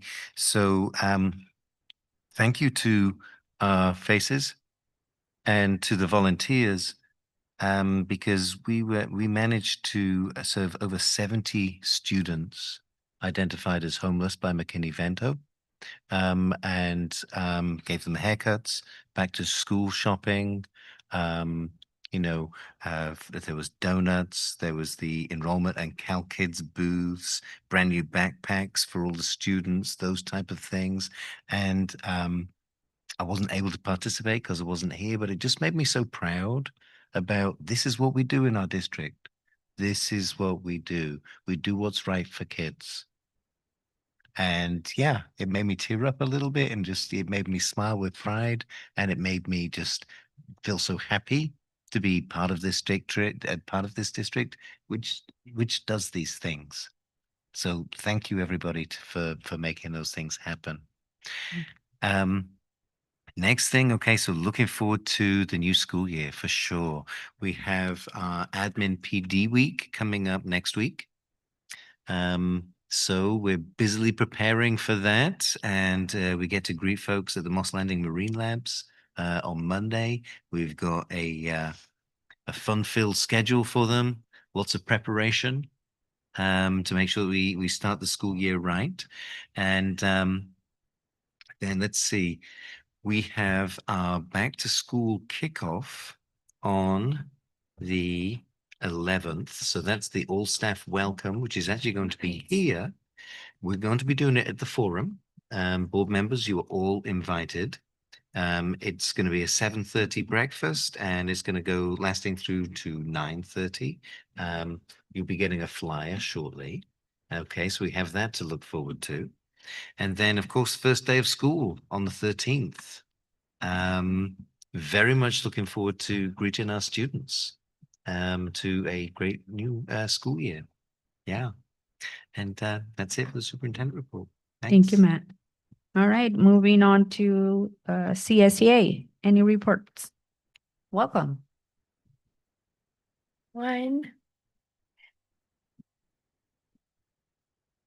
Dear members of North Monterey County Unified School District, School Board, and Superintendent Dr. Turkey, my name is Bianca Ibarra, and I serve as the treasurer of CSA Chapter 6. On behalf of our membership, I want to begin by expressing sincere gratitude to the school board for halting plans to proceed with the hiring of AmeriCorps. Your decision demonstrates a commitment to listening to employees' concerns. However, we must also bring to your attention several ongoing and unresolved issues that have created significant tension between human resources and our chapter. Most urgently, we have not held an EERC meeting with HR since the last day of school. The continued delays have caused a backlog of critical items and forced decisions to be made without proper consultation. For example, the decision of bringing on AmeriCorps. These breakdowns are not only inefficient, but in some cases lead to contract violations resulting in unnecessary grievances being filed. Additionally, we ask that the North Monterey County Unified School District School Board not accept representation made on behalf of CSEA Chapter 6 unless they come directly from our Chapter 6 CSEA president or any appointee by the president. Issues requiring immediate action. We have several pressing matters that urgently require resolutions. Multiple MOUs pending approval, including custodial work during school breaks and the behavior tech job description. Keenan training compensation, clarification on how employees will be compensated. Graduation night concerns. One employee reportedly worked over 24 hours without relief. We need an MOU for graduation night. Sub-caller proposal, a proposal to hire a dedicated substitute caller or offer a stipend to the SPED office. Out-of-class pay, an admin 3 working outside their classification with no additional compensation. Health Benefits Committee, no scheduled meetings or bargaining dates. We have been approached by CVT regarding setting up a following up meeting and setting up the health fair. To date, no meetings have been scheduled by HR. District website, our 1-year-old contract is still not reflected publicly and posted to the website. Our expired contract is still listed. HR transparency, failure to upload job descriptions to the website and salary ranges for roles such as MTSSs, ELSAs, and FACEs. Professional development, lack of clarity in training, planning, and implementation. Back pay issues, 11-month employees working summer school are not occurring vacation or sick time. Vacation driver positions, no update on converting promised roles to full-time. And frontline discrepancies, ongoing concerns from members and others regarding inaccurate sick leave tracking. Call for open, consistent communication. We respectfully request that the regular and transparent communication to be established between CSEA Chapter 6 and both HR and the superintendent's office. Continued neglect of these issues will deepen mistrust and hinder our shared mission of serving students and supporting staff effectively. We remain ready and willing to collaborate, and we hope the district will make a good faith effort to meet us at the table promptly. We ask for your leadership and partnership in resolving these concerns without delay. Thank you. Thank you. All right, we're opening it to the Federation of Teachers. Do we have any reports? All right, moving on to discussion items. We're gonna remember we moved item number 8, approval of purchase of Google Gemini licenses. Who can give us information on that? But not in depth, right? Yes, so Brianna is not here.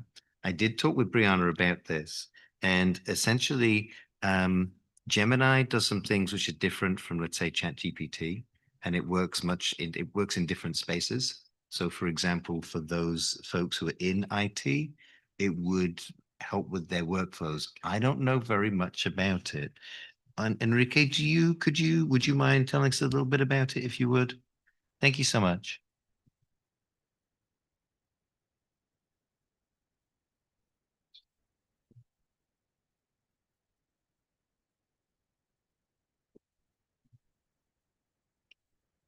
I do apologize. There's no presentation at this point, but we are looking to, as you all know, AI is becoming the new thing, and we don't want to be left behind. So we want to teach ourselves before we can teach others. So the reason we're buying 50 licenses so we can IT and some of our tech leads are the schools and administrators so they can start learning the platform. Gemini is built into Google, and since we are a Google house, it'll integrate with all our systems already that are in place. It'll also make it so that we can safely store the data locally so that we don't have to worry about our data being mined by ChatGPT owners and so forth. It is going to be a trial period, so it is for 1 year only. We currently do have a license, but it's like a free version that comes with our Google licensing. So it's not very in-depth, doesn't have the functionality that we need for overall use. Right. Thank you. I'm first going to open it up for any public comment. Enrique has to run back to see if any Zoom comment. Multitasking. Thank you, Enrique. No? All right. Board. I'll start with Angelo since Angelo had questions. Well, I wanted to hear more about this. So when I went down to the CSBA conference in Anaheim, I just happened to walk into the AI task force room. And because we were just trying to figure out where to go. And it was very eye-opening and informative. And I happened to sit down with one of the superintendents of the San Jose School District, where she was getting her team ahead of the curve and actually sent her entire cabinet team to Florida for specific AI training, and was telling me about some of the changes that they were doing at the district. It's a CTE school district in San Jose. It's on the tip of my tongue, but basically AI is transforming their entire district's HR department, transforming how many personnel they need. They actually reduce spots due to AI, and they also take duties that are maybe mundane or tedious that could be automated to free workers up to do more in-depth work and provide a higher quality. And it was a very interesting course. So I got excited when I saw this. So I really wanted to, hopefully soon we can hear from Doc G, what her goals are, what's her vision, since we did hire her to bring some innovative ed skills in this position. I'm very excited about this. And the CSBA has also started for us trustees, a AI task force. And right now, so far, 11 school districts have started implementing special board policies and works to start amping up board trustees to get up to par with everybody. And that's another reason why I was interested at the CLSBA conference down in Southern California, because AI was going to be a big issue and taught there, because it's you either get on board right now. If we're not proactive, it's gonna be very hard to catch up due to the exponential growth of the system. It's more than just ChatGPT. I mean, it's gonna affect our workforce. It's gonna affect education. Khan Academy is now using AI to provide tutoring services that are now in AI is now growing where they're giving in-depth tutoring service on a one-to-one peer level. And they're starting to get better results than hiring humans to help doing tutoring. Not teach the course, but education field will be very different in 5 to 10 years. And it's like we can't fall behind. We need to like start learning as much as we can. And I think that's also something we have to think about for staff, for both AFT and CCA. We start looking into AI. This is going to be an issue that's going to come up. It'll probably be an issue that we speak about on this board prior to the end of this term for me. And it needs to be, we need to start being open and proactive and looking into it. So that's what I wanted to hear from Dr. G, but I did not realize she was not here. Awesome. Any other questions from the board?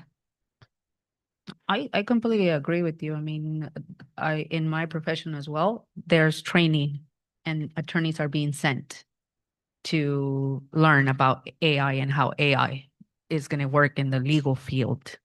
And then there's also nonprofits. There was recently a training in Salinas, and various nonprofits and individuals were invited to come learn about how AI could be used to facilitate the work and work smarter, and it's going to be used. So we have to find a way to embrace it and not avoid it. At least that's my opinion as well. If you don't mind me adding a little bit more to that, because and I'm getting this information from CSBA. They're calling this the dawn of the fourth industrial revolution. Saying before the industrial revolution, where you can have a good paying job with a shovel being a ditch digger. And then all of a sudden now we have automated machines back in the, late 17th century that changes work. From what is being told, this is going to be the fourth industrial revolution that's going to greatly impact management and administrators first. Mm-hmm. It's going to change the whole field for white collar jobs. And listening to some of the things online, actually the father of AI, who worked for Google and actually who started ChatGPT, is a big advocacy to where he's having his children go to CTE now. Saying he goes, my children will be safer getting a plumbing certificate and running a plumbing business than going through the route that I did. So there's a massive shift now going towards like college career and life ready. AI is going to change some things where we now got to probably start looking into AI and how our CTE programs need to start beefing up to help accommodate the shift. Can I just add? Yes, and that's it. 2 years ago at CSBA, they talked about it. They had a whole panel and people were saying, get in front of it. One tool out there was really helping teachers. And there's a couple of superintendents that I know from LA are already utilizing it for their teachers, for their prepping, and their courses and their classes, and just saving so much time. But there's these tools, remember? So again, I truly believe we got to get in front of it, because we're going to get behind the mark like we have been. So I don't know how we're going to do that, Matt. Do we have to develop a committee? But yeah, CSBA sends a lot of information, these magazines, right? We get those magazines from CSBA, and there's always these big articles about all this software and AI. So I agree. I don't know how we're going to tackle it, but we need to get in front of it. That's what I was looking for, talking about the docs. It's her expertise. Yeah, And maybe they could give us, I mean, if it's approved, they could give us a presentation later on of how I it think works. that's a great idea. And I think, to your point, Martha, this is one way of starting. We get some of these pilot licenses, we get them in the hands of the IT department and the ed tech leads, and we see what they do with them. Yeah. Well, this is a motion item, so. well, I motion to approve the the passing to approve the purchase of Google Gemini license to pilot for 25-26 school year. I'll second that. All in favor? Aye. Aye. Motion carries. All right. Moving on to the next item. We've lost track. The waiver. I said, Curtis, is your night. It is. This is actually routine, and when we mentioned not having a fully credentialed teacher, and this is the one that we're coming your way. This is kind of a unique one. The candidate actually has a PhD in education, a BA in education, and a master's in education, and a CTE credential. But we are looking to teach English and is seeking her English credential. So right now we need the waiver to allow her to do that, and highly qualified nonetheless. Awesome. Any public comment? Zoom? All right, board? Any questions? All right, all in favor? Aye. Thank you, Curtis. Thank you. All right, second item, approve GASB 87. Who's that one?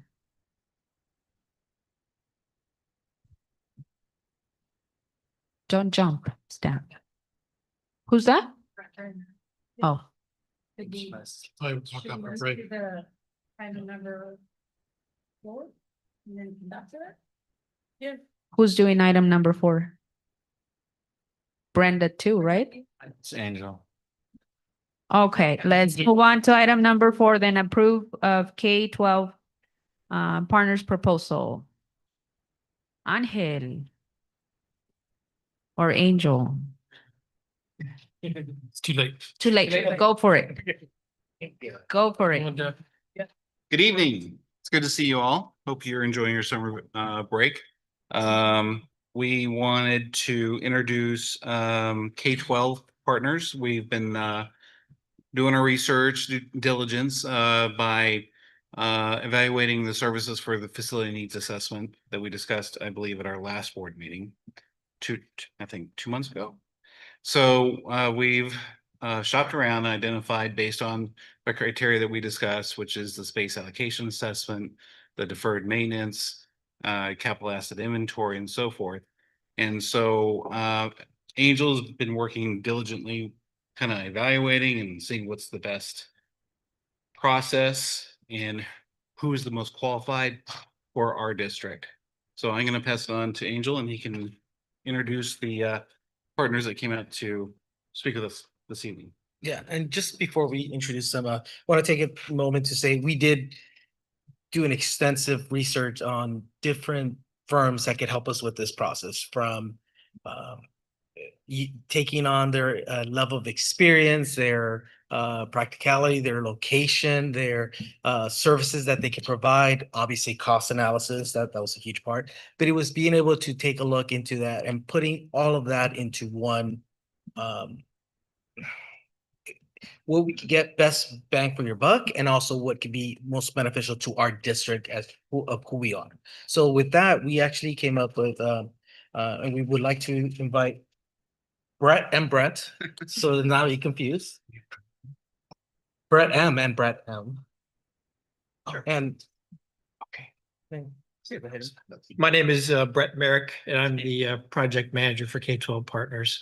Just to kind of give you a little background about our firm, we approach every master plan as if we're an extension of your staff. And we also want to make sure that we look at the facilities as if we were looking through the eyes of the community. We feel that's very important. We are first and foremost facility planners. The other 2 partners in our firm both have over 30 years of experience as directors of facilities, maintenance, and operations. So it gives us an opportunity that statewide we've been able to see a lot of the issues that we're having with facilities. And that really comes down to some key areas that we want to focus in on your district as we create this roadmap, is that our facilities and our infrastructure is aging. There is been limited funding available for districts throughout the state.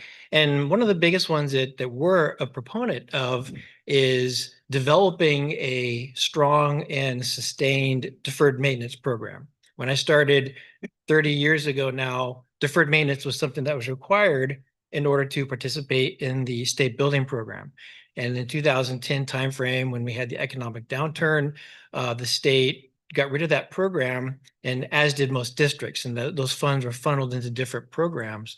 And so we're now 15 years into that, and we're starting to see the results of districts really need to focus in on a strong deferred maintenance program moving forward. So our goal is to help provide you with a roadmap to get from point A to point B. And so as we all know, when you go from point A to point B, sometimes there's roadblocks or something else that diverts us in different directions. But we want to make sure that we have a goal moving forward. And I'll introduce the other Brett, see if he has any other input on our process. Right. Thank you, Madam Chair and members. I'm Brett McFadden. And up until about a year ago, I served, as many of you may know, I served as the Deputy Superintendent in the Monterey County Office of Education. And I had a chance to work with many of your cabinet team members, and Angel and I used to work together. K-12 Partners is part of a larger firm. It's a division of a larger firm that provides basically everything A through Z when it comes to school facilities. So early planning and analysis. We provide municipal financial services to help school districts provide school bonds, past school bonds. And then on the back end, the division that I run is called District Advocates Group, which actually helps school districts operate their school bond and perform construction management and project management services. And we're currently working in about 30 districts around the state overall. One thing that makes us different from K-12 and the work that we're going to provide for you is we're the only firm in the state of California that's led solely by education practitioners. So our firm includes former superintendents like myself. It includes directors of facilities, CBOs, but also educators and individuals on the instructional side. Our mindset and the work we do for our client school districts comes from the instructional standpoint. How is this going to benefit students? What impact will this have on students? But also, what impact will this have on staff and improving an overall learning environment, but also a learning and an environment that serves the well-being of students, their mental health needs, their social needs and such, and how can we then build environments that are conducive to that for their communities? That's our mindset, and that's how we are different in that respect. So we know your district. We've worked with your leadership both as fellow practitioners in the past, and then have a fairly good knowledge of your site. So we feel that we can hit the ground running for you in a way that is the most cost effective. And we will produce for you a facilities master plan and needs assessment that isn't something that is overly pie in the sky, but something that you can utilize for years to come for actual facility planning. Thank you. Yeah, and as we have mentioned in the past few meetings, one thing that we wanted to do, we know the facility needs that we have.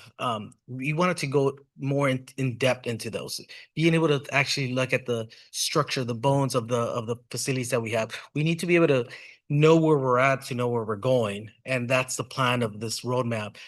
One of the key aspects that we loved about K-12 is not just that practitioner view from their side, but it's also that guidance through and the knowledge that they have when it comes to grants and when it comes to state money, state funding that we could try to recover, and we could try to go after and be able to use and be able to put those plan into place. So that's one of the major aspects. Like we mentioned, as we talked last board meeting, if you remember, we talked about spaces and what we could do with them.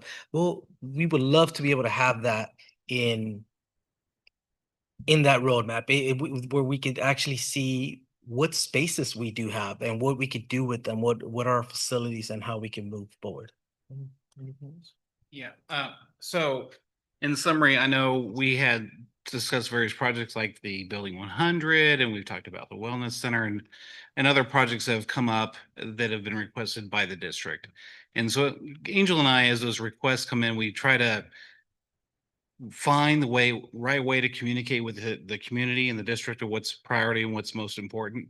And to what Brett was saying is creating that roadmap is really, really relevant and clear. It's very transparent, and it gives us something that we all can manage from one script and then forecast a budget and also get the funding from the state to support it. So I really appreciate you guys coming out, and thank you so much. Thank you. Thank you. I'm gonna first open it to any public comment.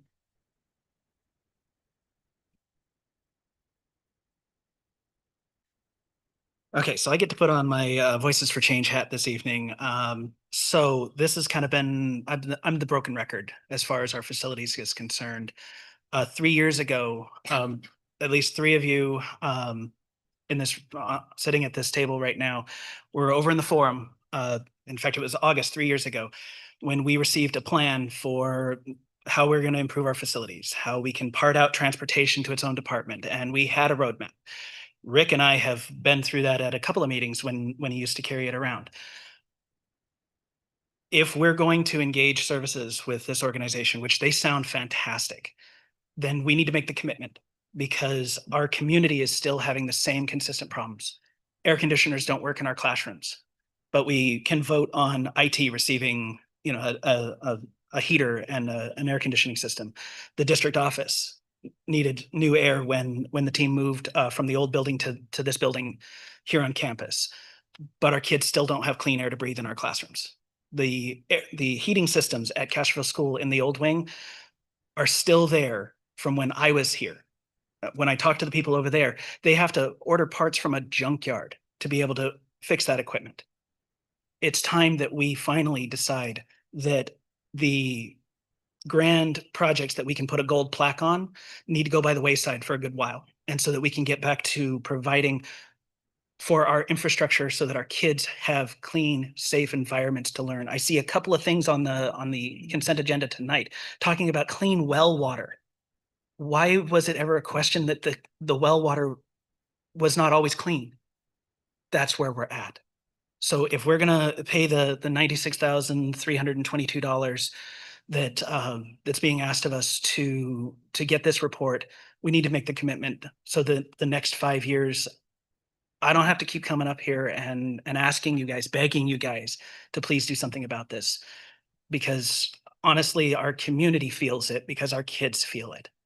So thank you. Thank you. Any other public comment? Zoom?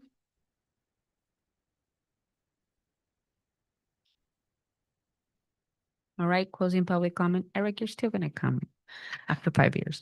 But I'll open it to the board and I'll start with Marta. So yeah, absolutely right. We had a master plan that was adopted and, we had all these transitions and a lot of things fell through the gap. And I too question, here we go, starting all over again. And yeah, we have an infrastructure that is very, very old.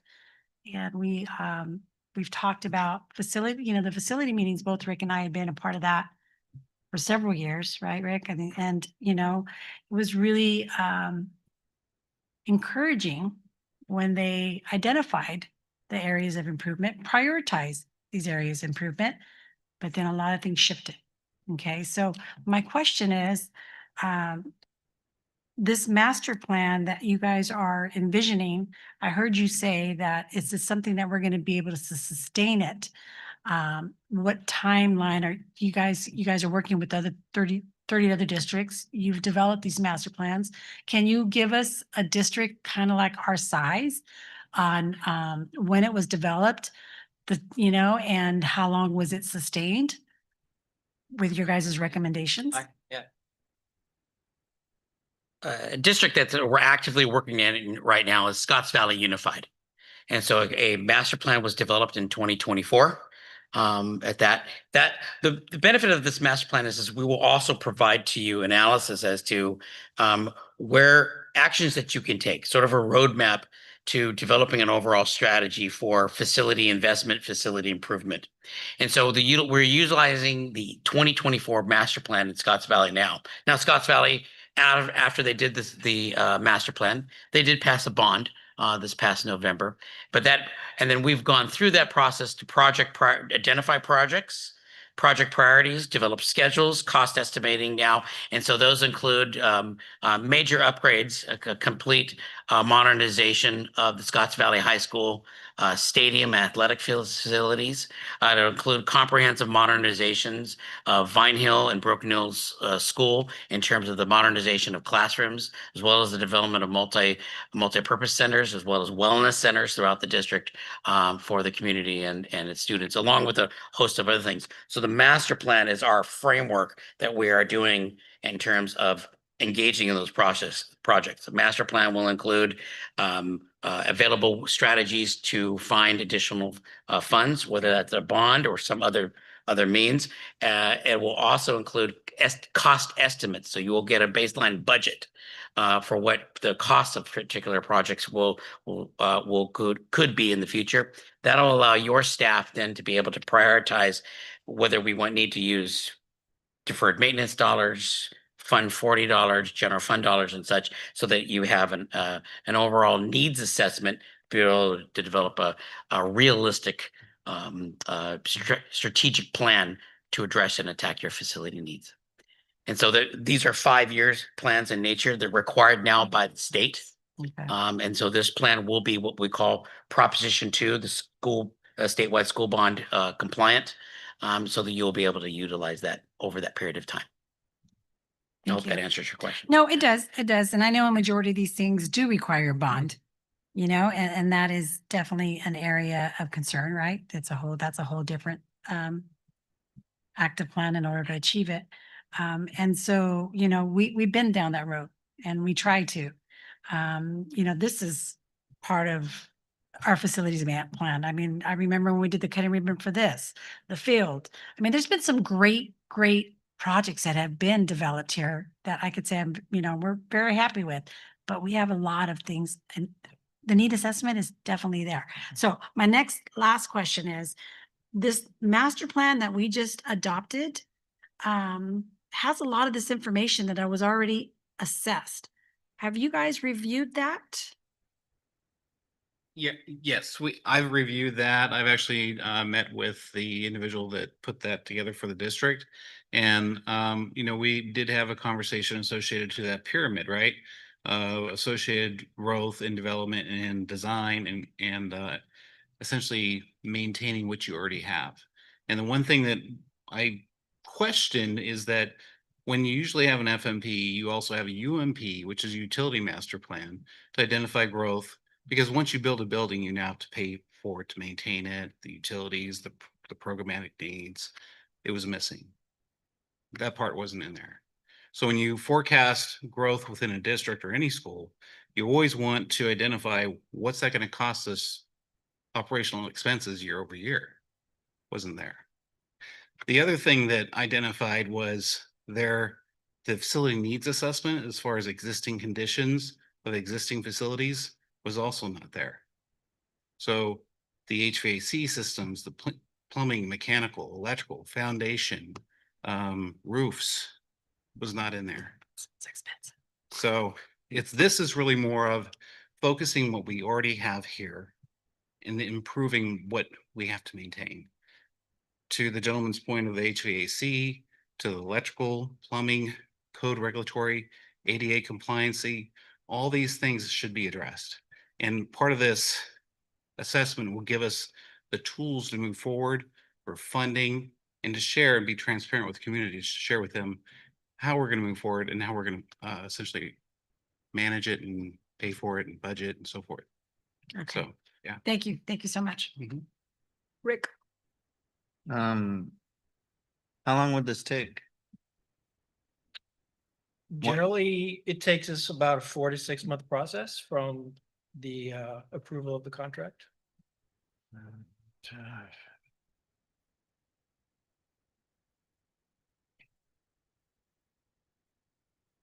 And a lot of these things, take a lot of money. So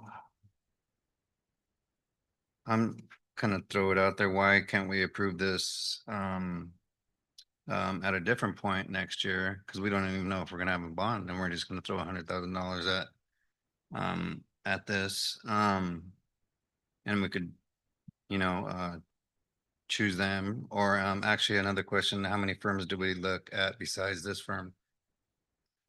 We looked at 2 additional firms. 2 additional firms. And how long has this firm existed? This master plan team has been together since 2018.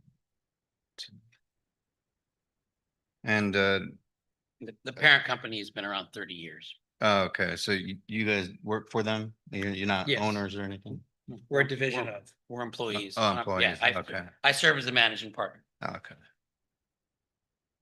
And yeah, I just see that everyone in the district, the management seems to be stretched thin and keeps wanting help. So I think we should just approve this next year. That's just my observation. And then we'll be like, I don't know if we'll be a year late, like if it's good for 5 years and we approve it now. Because I've been hollering about fixing things, this just seems like maybe something we're just gonna approve and nothing's gonna get fixed. We're not even guaranteed that we're gonna get a bond, I've been saying also. So I'm just thinking maybe we should just wait on it till a different month or something like that. That's just me, but go ahead. Right. Sandra. Did I hear you say that it's required by the state that we have a 5-year plan? Yes, if I may, Madam Chair, Brett McFadden again. The recently passed Proposition 2 that is now the new statewide school facilities bond is part of the requirements of any school district to participate in the state facilities program is you must have a Proposition 2 compliant facilities master plan and needs assessment. Plan that we've are offering to put forth here will be compliant to that. In addition, participation in the other funds, matching funds, for instance, the state hardship program. So should you have a facility that breaks down, example, nearby here is Graves Elementary School District, small district just outside of Salinas. They're on a well there. The well failed and they had to participate in the hardship funding because they couldn't go anywhere else. The participation in the hardship program in the future will require that the district has a facilities master plan in place. And there are other pots of money, both federal and state, that come down the pike that potentially could require a facility master plan. So you can certainly delay. You can do that, but the risk you run is that does it preclude or will it put a roadblock in place for your ability to be eligible to participate in particular programs?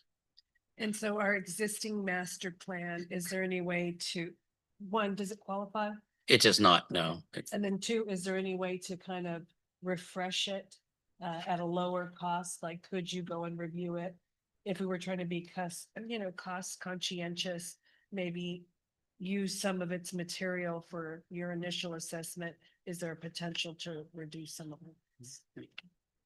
it? There is some information that we can look at to help add to our report, but it is often a difficult challenge to take somebody else's work and not quite sure how they got to that point and kind of refresh it. So generally recommend, when was it done? Master plan. It was started in 2020 and by the time it got presented, it was 2023. So even then that report was 3 years It took 3 old years to from the come up time with that it was approved and started and getting data and working with the stakeholders. So we're essentially about at the 5-year mark for when it got started. Beyond the 5-year mark, because it actually was created in 2020, but it wasn't presented until 2023. Okay. So yeah, it's right in its expiration. And generally, we recommend that our clients go back and update their master plan, look at it in a fresh perspective every 5 years.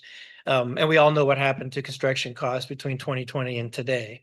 So it would take a significant amount of work to go back through and itemize each the task that's identified and how they came up with those costs. So I'm not sure if that answers your question completely I or mean, not. It's a challenge. Yeah, I get it, but I'm sure there's useful information there, but you know, your job is to consult, right? Yes. And your job is to identify current state, which potentially could have changed. And when you put your name on the report, you're liable for it, when the information you're providing. You did answer my question. Okay. Thank you. Appreciate it. Angela? Yeah, I'm just trying to go over my notes.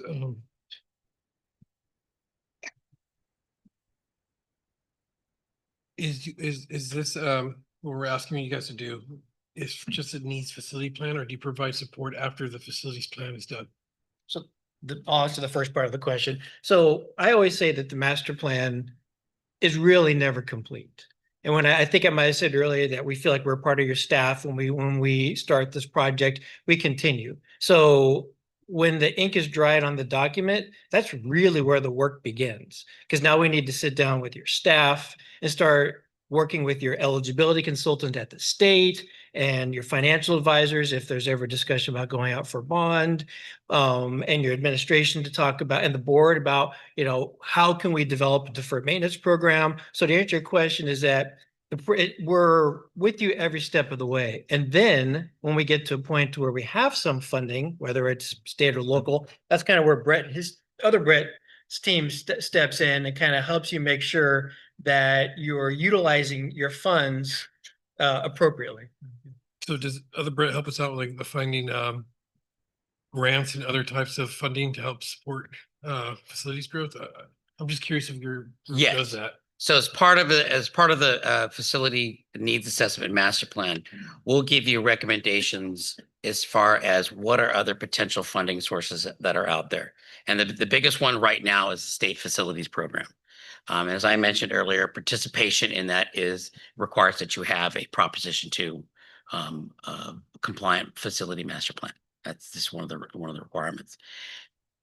After the facility, I'm going over your guys' pamphlet. I was hoping we could have added, but I don't see it there because it's $220 an hour. I'm just trying to figure out the math here.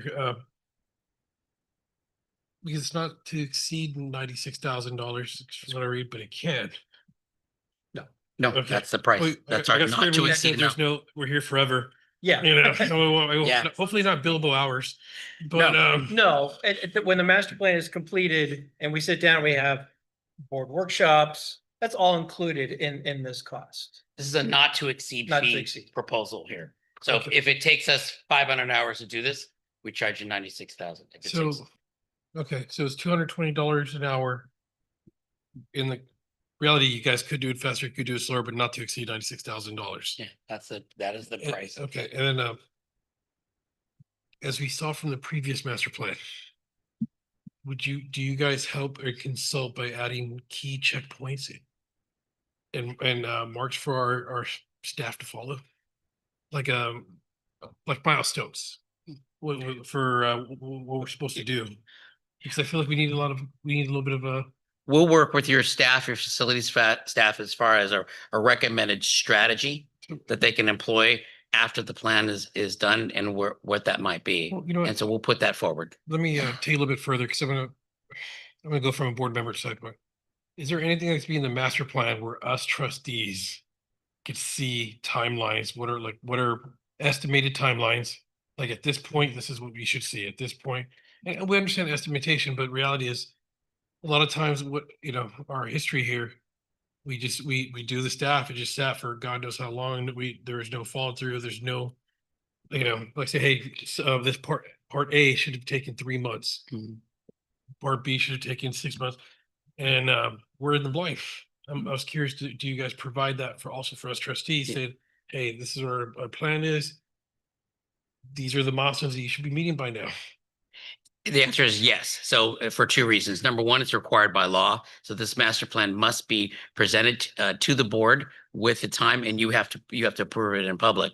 Second is part of our overall services. If there are additional things that you'd like to see, like the recommendation of a 100-day plan for development of a comprehensive strategy, those are things that we can assist you in doing on that. But the plan will include strategies that the district should consider, and we're happy to work with your facility staff is developing sort of a game plan, so to speak, with the particular benchmarks in there.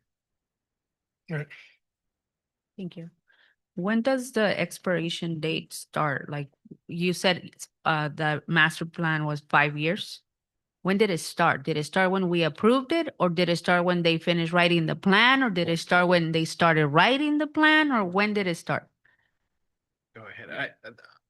He's probably more qualified to answer that question than I am, to be quite honest on the blind. So there's a state agency called the Office of Public School Construction, and that was it will be the office that would determine that. So the determination of the age of a particular plan is typically at board adoption.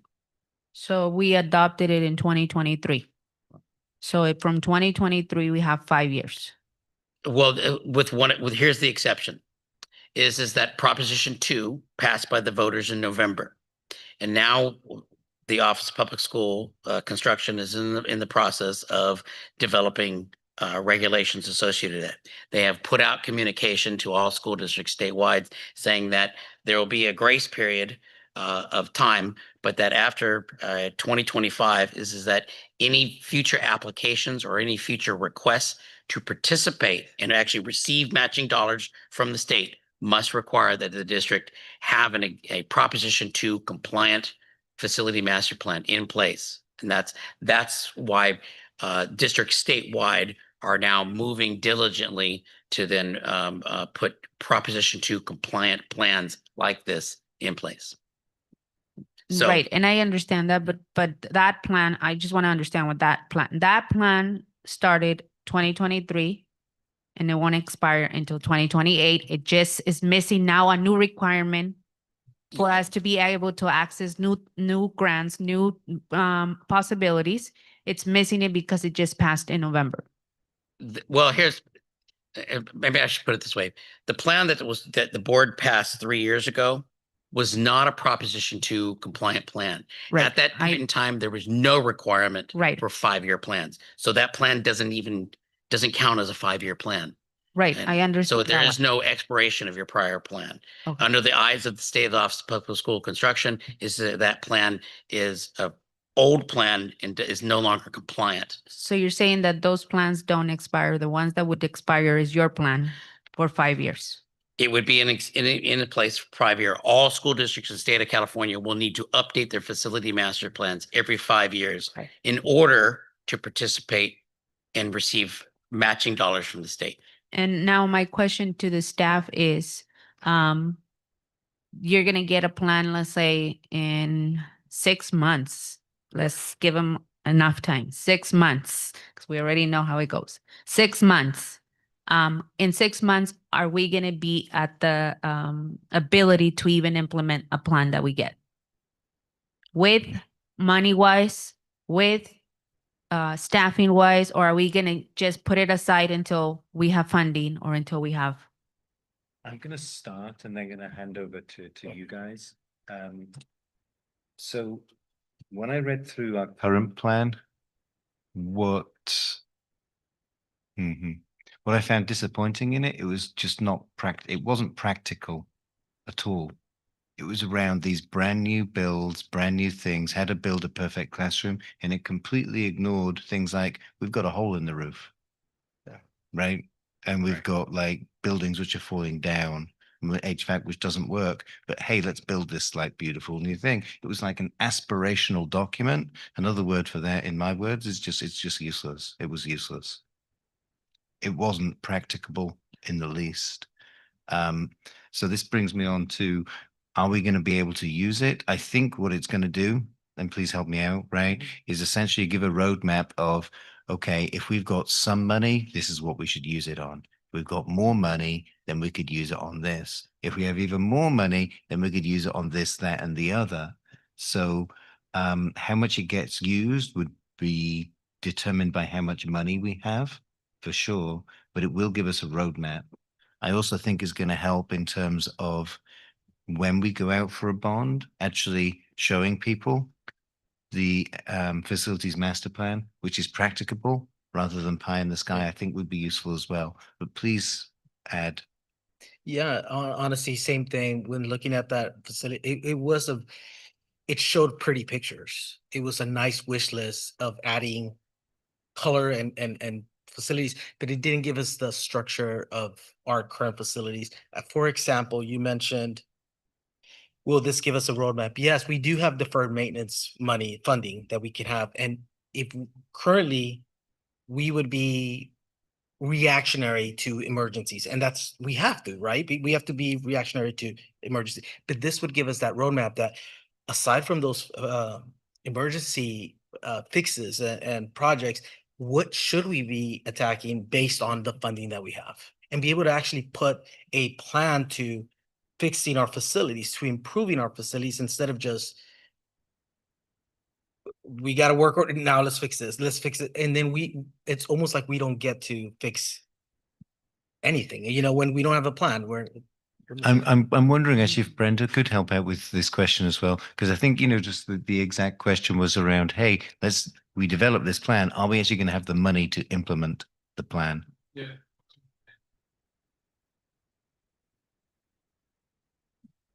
Just making sure that you can hear me. So we did put money aside for deferred maintenance for this fiscal year. And I did close deferred maintenance, and we'll have some carryover as well for 24-25 that will roll into 25-26. So yes, there is money for deferred maintenance. That is thankfully something that we do have. But I agree. I did look at the master plan that had previously been implemented. And unfortunately, what it did not include is it did not include how we should address our current facilities and the state of our current facilities. That's why I believe that this plan would allow us to prioritize in what urgency we should be addressing the current facilities needs, and utilizing our deferred maintenance dollars in the best way possible. We don't have an unlimited amount of dollars. We, I think, contributed, I think it was like 300,000. So we do have a limited amount, but it's ensuring that we're utilizing it in the best way possible and in the way that is meeting the most urgent needs. That's why I think this plan will help. We can see that there are some significant deficiencies in our facilities, but of course the experts here will be able to tell us these areas you need to fix in the next month, these areas you can fix next fiscal year, and so on and so forth. And that's what I think we need in order to use our dollars in the best way possible. I hope that helps. For short, we have funding that we must, or that we saved and get to use to fix facilities. With this plan, we're gonna be able to determine what's priority. Correct. Okay. We have money, not unlimited, All but right. we have some. And my last question is, it's 96,000. We've been talking about cutting and not doing stuff because we don't know our budget and because we have issues with federal funding being cut and all this stuff. Do we have this money to spend? This would come out of the same pot. It's coming out of deferred maintenance. So So that for mon- that specific, this funding cannot be used for something else. we would be using it for deferred maintenance. I mean, that's the whole plan. And of course, the idea is hopefully that we would be able to utilize the plan in order to get approved for additional funding. That is the hope, of course. Those are my questions. Angela, did you have another question? I don't feel that our board president's questions was truly answered. I don't mind this program spending the money. I'm just going to be honest. I have a lack of faith in management and us actually following through. And I'm getting to the points like, why do I want to vote to write for a check? When reality is, I think it's a great program, but I don't know if we can keep up with it. And I'll just use something recent. I'm looking at that sheet I did from vendors and expenses. How much extra money did we spend? And I don't expect to have this answer on the front project of the high school. It went way over budget and it went over time. So how am I supposed to have the trust that I can spend this money and that we're going to actually go forward to what we're supposed to when I'm not seeing results? And I'm trying to be patient. I'm asking, I'm trying to ask questions where I don't offend anyone because I just really want answers. I've asked questions from the last time you guys were here, and I'm saying, please give me the answers next time you're here. I don't expect, honestly, I don't even want to embarrass you guys and say, hey, where's my answers to the last questions? I'm assuming you don't have it. And you guys know exactly what I'm talking about. I just don't have that faith right now. It's not directed towards you, Doc, but I just don't have the faith right now that I've been presented that we are in a position to manage this correctly. I'm more than willing to vote for this once I see something in place to show the accountability and the check marks. What are we doing? You know, I'm loving the use of guardrails now to make sure that we stay on track. So, Because I'm glad you broke it down on the fees that you just described. So Hold are on. you done, Angela? yeah, I'm done. I'll The yield. the deferred maintenance budget, we've always had 500,000 in there every year. Is that the standard budget that we're supposed to have in there? Some of it is because of carryover, so we will have carryover money from this fiscal year. Right now, I can't speak exactly what it's gonna be because of course we haven't completely closed. But it should be more than 500,000 for 25, 26, once we completely close. Again, I'm gonna rephrase the question, like our standard budget for deferred maintenance, and Nathan, you should probably know that. Has that always been 500,000? Correct. Okay. And So it was we- last year. So we've always had, that's my understanding. Every year, we always approve 500,000 for deferred maintenance. My next question is, that money you just talked about, this 96,000 would come out of that. Correct. But what do we use that money all year round? So where we're using that money primarily, I'll give you an example of the fire suppression system. Yeah. Prime example. Things come up. That's a deferred maintenance situation. And if I can use that as a example from management history here to current. So the project out front, we've had a transition of staff, significant, right, over that period of time. When you have a transition of staff during a major capital project, it inflates your costs because now you have new management trying to catch up with what was done in the past. So there's that. In this first year, you evaluate and assess what's most important and relevant. You have to measure where you are first to figure out where you need to go in the future. We don't have that measured table right now. We need that table. And this is going to give us that roadmap to get there. The deferred maintenance, for instance, the HVAC at the high school. We've had a lot of complaints about this. We don't currently have a preventive maintenance program. Without a preventive maintenance program, we have increased costs and continued failure. In order to create a PM program, with this kind of group coming in, gives us those resources and tools so we can create that PM program. So we lower our repair costs, we improve programmatic needs and support to the school with less money needed to do it. But without this, we can't do that. We don't have the resources within our facility staff to do that. So we have to start somewhere. And this is essentially starting at the baseline and going forward, using those deferred funds for the right things in the right way, instead of waiting for something to break and then spending that money, like the water line that broke last year. It cost us a ton of money to fix. So by doing this, it's going to give us the tools, the resources to be proactive rather than reactive. So. Rick, did you have a question? Yeah. It says, Prop 2 in November 2024, school districts participating in school state facilities program must now prepare and submit a comprehensive 5-year facility master as a condition of eligibility for state funding, which we heard. It said the school district must prepare. And, isn't that your job? And include current inventory of facilities, an analysis of classroom capacity, enrollment projections, a long-range capital improvement budget, and deferred maintenance plan? Can we do that? I'm sorry, can you ask me that question again? Sorry. Can we do the things to bring us up to Proposition 2 that I just read? Current inventory of facilities, analysis of classroom capacity, enrollment projections, and a long-range capital improvement budget and a deferred maintenance plan. It's a step. Is your question, can we do that without contracting out? Yeah, in-house.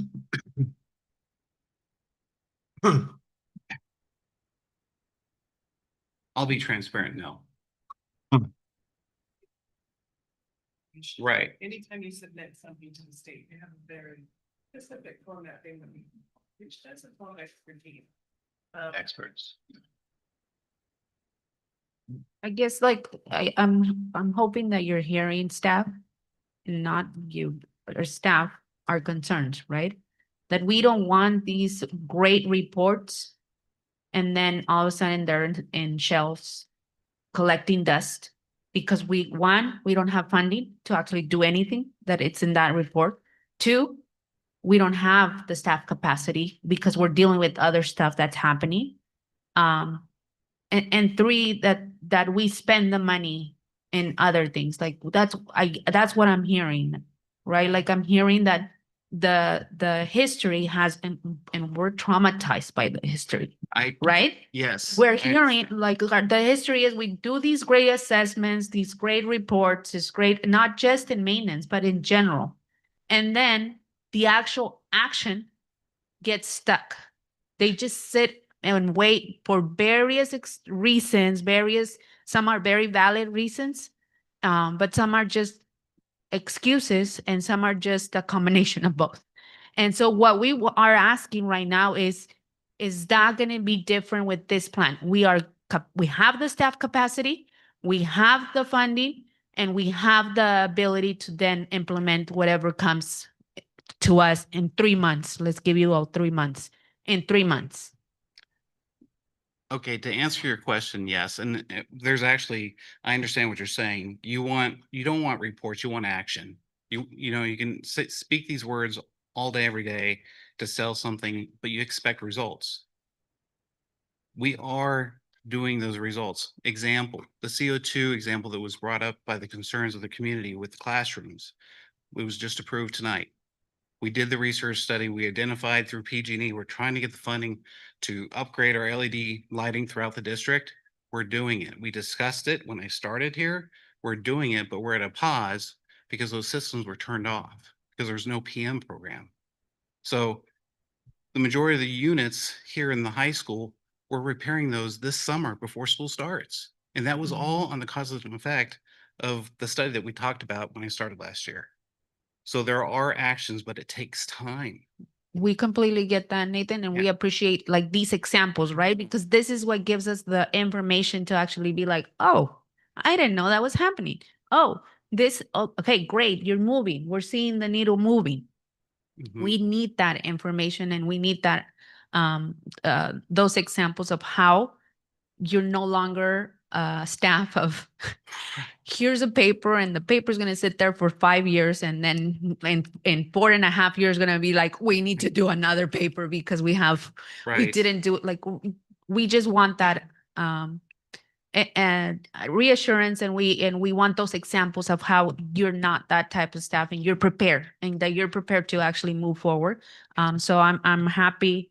If there's more questions. I want to clarify my statement. Yeah, I'm glad what the president said. I'm traumatized. And it's not just your department, it's the entire culture of this district. We went to create change. It's like we're starting to feel frustrated because I feel I can use ed services very much a lot on this one.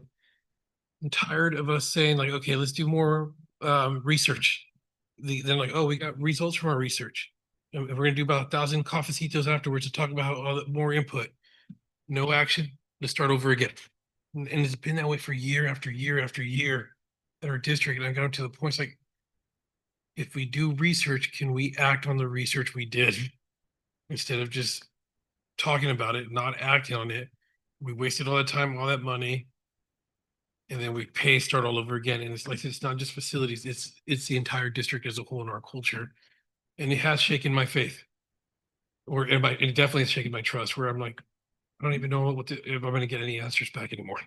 You know, and I don't know what I have to do to start putting pressure on the school district to follow through. because I said I am and all the stuff I'm saying is actually not directed to your directors, it's actually above your directors. I'm getting very frustrated. I want action and I want follow through. And I want to feel like they take the board seriously. And you're probably just the last drop Really that are. build the whole thing. And you get to hear it from all of us, but we're just wanting to, especially because facilities has been one of those topics that everyone continues to, and our students are the ones feeling it. Our staff is feeling it. Our community is seeing it. Like we get the importance of evaluating and having a baseline. But then we always have seen, we start with baselines, that's it. There's no like moving forward. So this is an item to, if there's no more questions, this is an item to approve. Do I have a motion? Or any, you move to approve? A second. I just wish we could just push it out a little bit longer so we can get the budget, because I heard Brenda say you're still working on the budget, trying to close things out. We're closing 24-25, not 25-26. Just because we close every year, we always close in September. Correct. Oh, I thought it was June 30th. Well, June 30th is when the fiscal year ends, but we don't close the books until September 15th. For the prior year, correct. What's the lawyer said? When do we have to get something like a firm? I like how I suggested push it forward, like for. You can motion to table this or to. No, I know. bring it I'm back. just asking Matt, or, you know. I mean, let's finish. She seconded. No, yeah, so we haven't finished the voting. You second. I am putting a leap of faith here. I'm gonna vote yes on this, but I'm not happy about it and I'm very scared. So you're second. No, you seconded already. Heard you second. No. No, she said, can I get it? I'm Okay. second, you're gonna be second. Oh, apparently that's the second. Well, now you got me There, seconding. second. Please. You voted, second. All in favor? Aye. Oppose? No. I'm gonna abstain. So the motion passes. I want to just push it out until it's all the budget, that's all. That's where I was at. Not that I don't want to do it. I just would feel more comfortable seeing the budget. Well, I just want to say, I really do understand where you all are coming from. Because I always try to put your hat on to be transparent and have a better understanding of what the expectations are. And I know you're expecting change. And I know it's been a long time coming. So I do appreciate that you believe in our team to do this and to make it possible. And it's coming. It's coming. The change is there. The sign's on. I don't know if y'all noticed, the lights are on. So we're getting there. Now it's not programmed yet, but we're working on that. But thank you. Thank you. And Madam Chair, if I may, so Trustee DeMarco, in addition to my 27 years as an education leader, I also had the opportunity on 2 occasions to serve as an elected official, one as a school board and one as a community service district where I was living and raising our children. So I've been in your seat before and I've had the same concerns in the district that I represented there. So in this process, and I appreciate this dialogue and I know how hard this was for you, what we can do, because as I mentioned, we're the only firm that includes practitioners and people that have lived it and breathed it. What we can do for you as part of this plan, and this is an added extra, is when we come back to you and present this plan for your review and you will need to adopt it. We can then make a recommendation for you for how you can ensure accountability over the course of implementing this plan and what your role is as a school board in order to helping to do that. I'm willing to do that. So one of the services that we provide to a lot of our districts, and in fact, I'm doing this Monday night for La Honda Pescadero to teach them on what's the role of the school board. I've taught it at CSBA, and I'm happy to provide that as well to you. And I appreciate this dialogue. Thank you. Thank you. Thank you. All right. Thank you for hanging in there. Next one, approve GASB 87, Brenda. Just to confirm, there is $500,000 in Fund 14 for next year. Just thought Thank I'd throw you. that out there. Hey, Dr. Turkey, can we lump those two motions together for the GS things, since they're so similar for the 30,000 cap? Can you lump them together? You can. Okay. These, Well, then, I mean, a motion. is. I know, I'm about to, have I make a do is motion to combine, The two items, the, item 2 and item 3. since they're both similar in the funds, and they both have a $30,000 cap that has to do with how you report it on the budget. This is really an administrative issue, so I motion to combine those two action items for the board to do one singular vote. I second that. All in favor? Aye. Aye. Go ahead. Thank you, board. I just want to give a small description of a GASB. So GASBs are Governmental Accounting Standard Board, and they set the standard for our government agencies, such as our school districts, to be able to provide clear and consistent standards for our auditors. GASB 87 specifically is for leases. And what this new rule does is it ensures that they are reported differently. The criteria that needs to be met in order for it to be a GASB 87 is that the contract needs to convey the right to use in assets. The asset is tangible and non-financial, so equipment based. The lease term is greater than 12 months. And the threshold, which is $30,000, must be met. And so the difference is going to be that the obligation would be coded differently. And so $30,000 for our district is appropriate.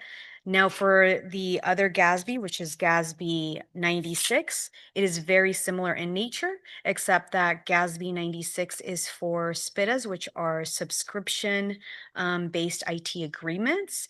And the criteria is similar. You have the right to use the IT software. It has to be subscription based. Again, longer than 12 months. And again, it has to meet at least $30,000 for the threshold. And again, this would change the way that we would report it in our financial system. It really, all it is moving it from one object code to another. That's all it is. So for instance, GASB 87 would move the way that we report it into an object 6600, and GASB 96 would change it to object code 6700. Any public comment? Zoom. All right, closing public comment. Board, any questions? Okay, this is an item to approve. Motion approved. Second. All in favor? Aye. Motion carried. Thank you, Brenda. All right, board request. I'll start with Rick, None today. Sandra, Angelo, None. Martha. I would like to see, a presentation on the plan for our CTE program. With our new coordinator to see what strategies or what ideas is he bringing for 25, 26. Okay. Yep.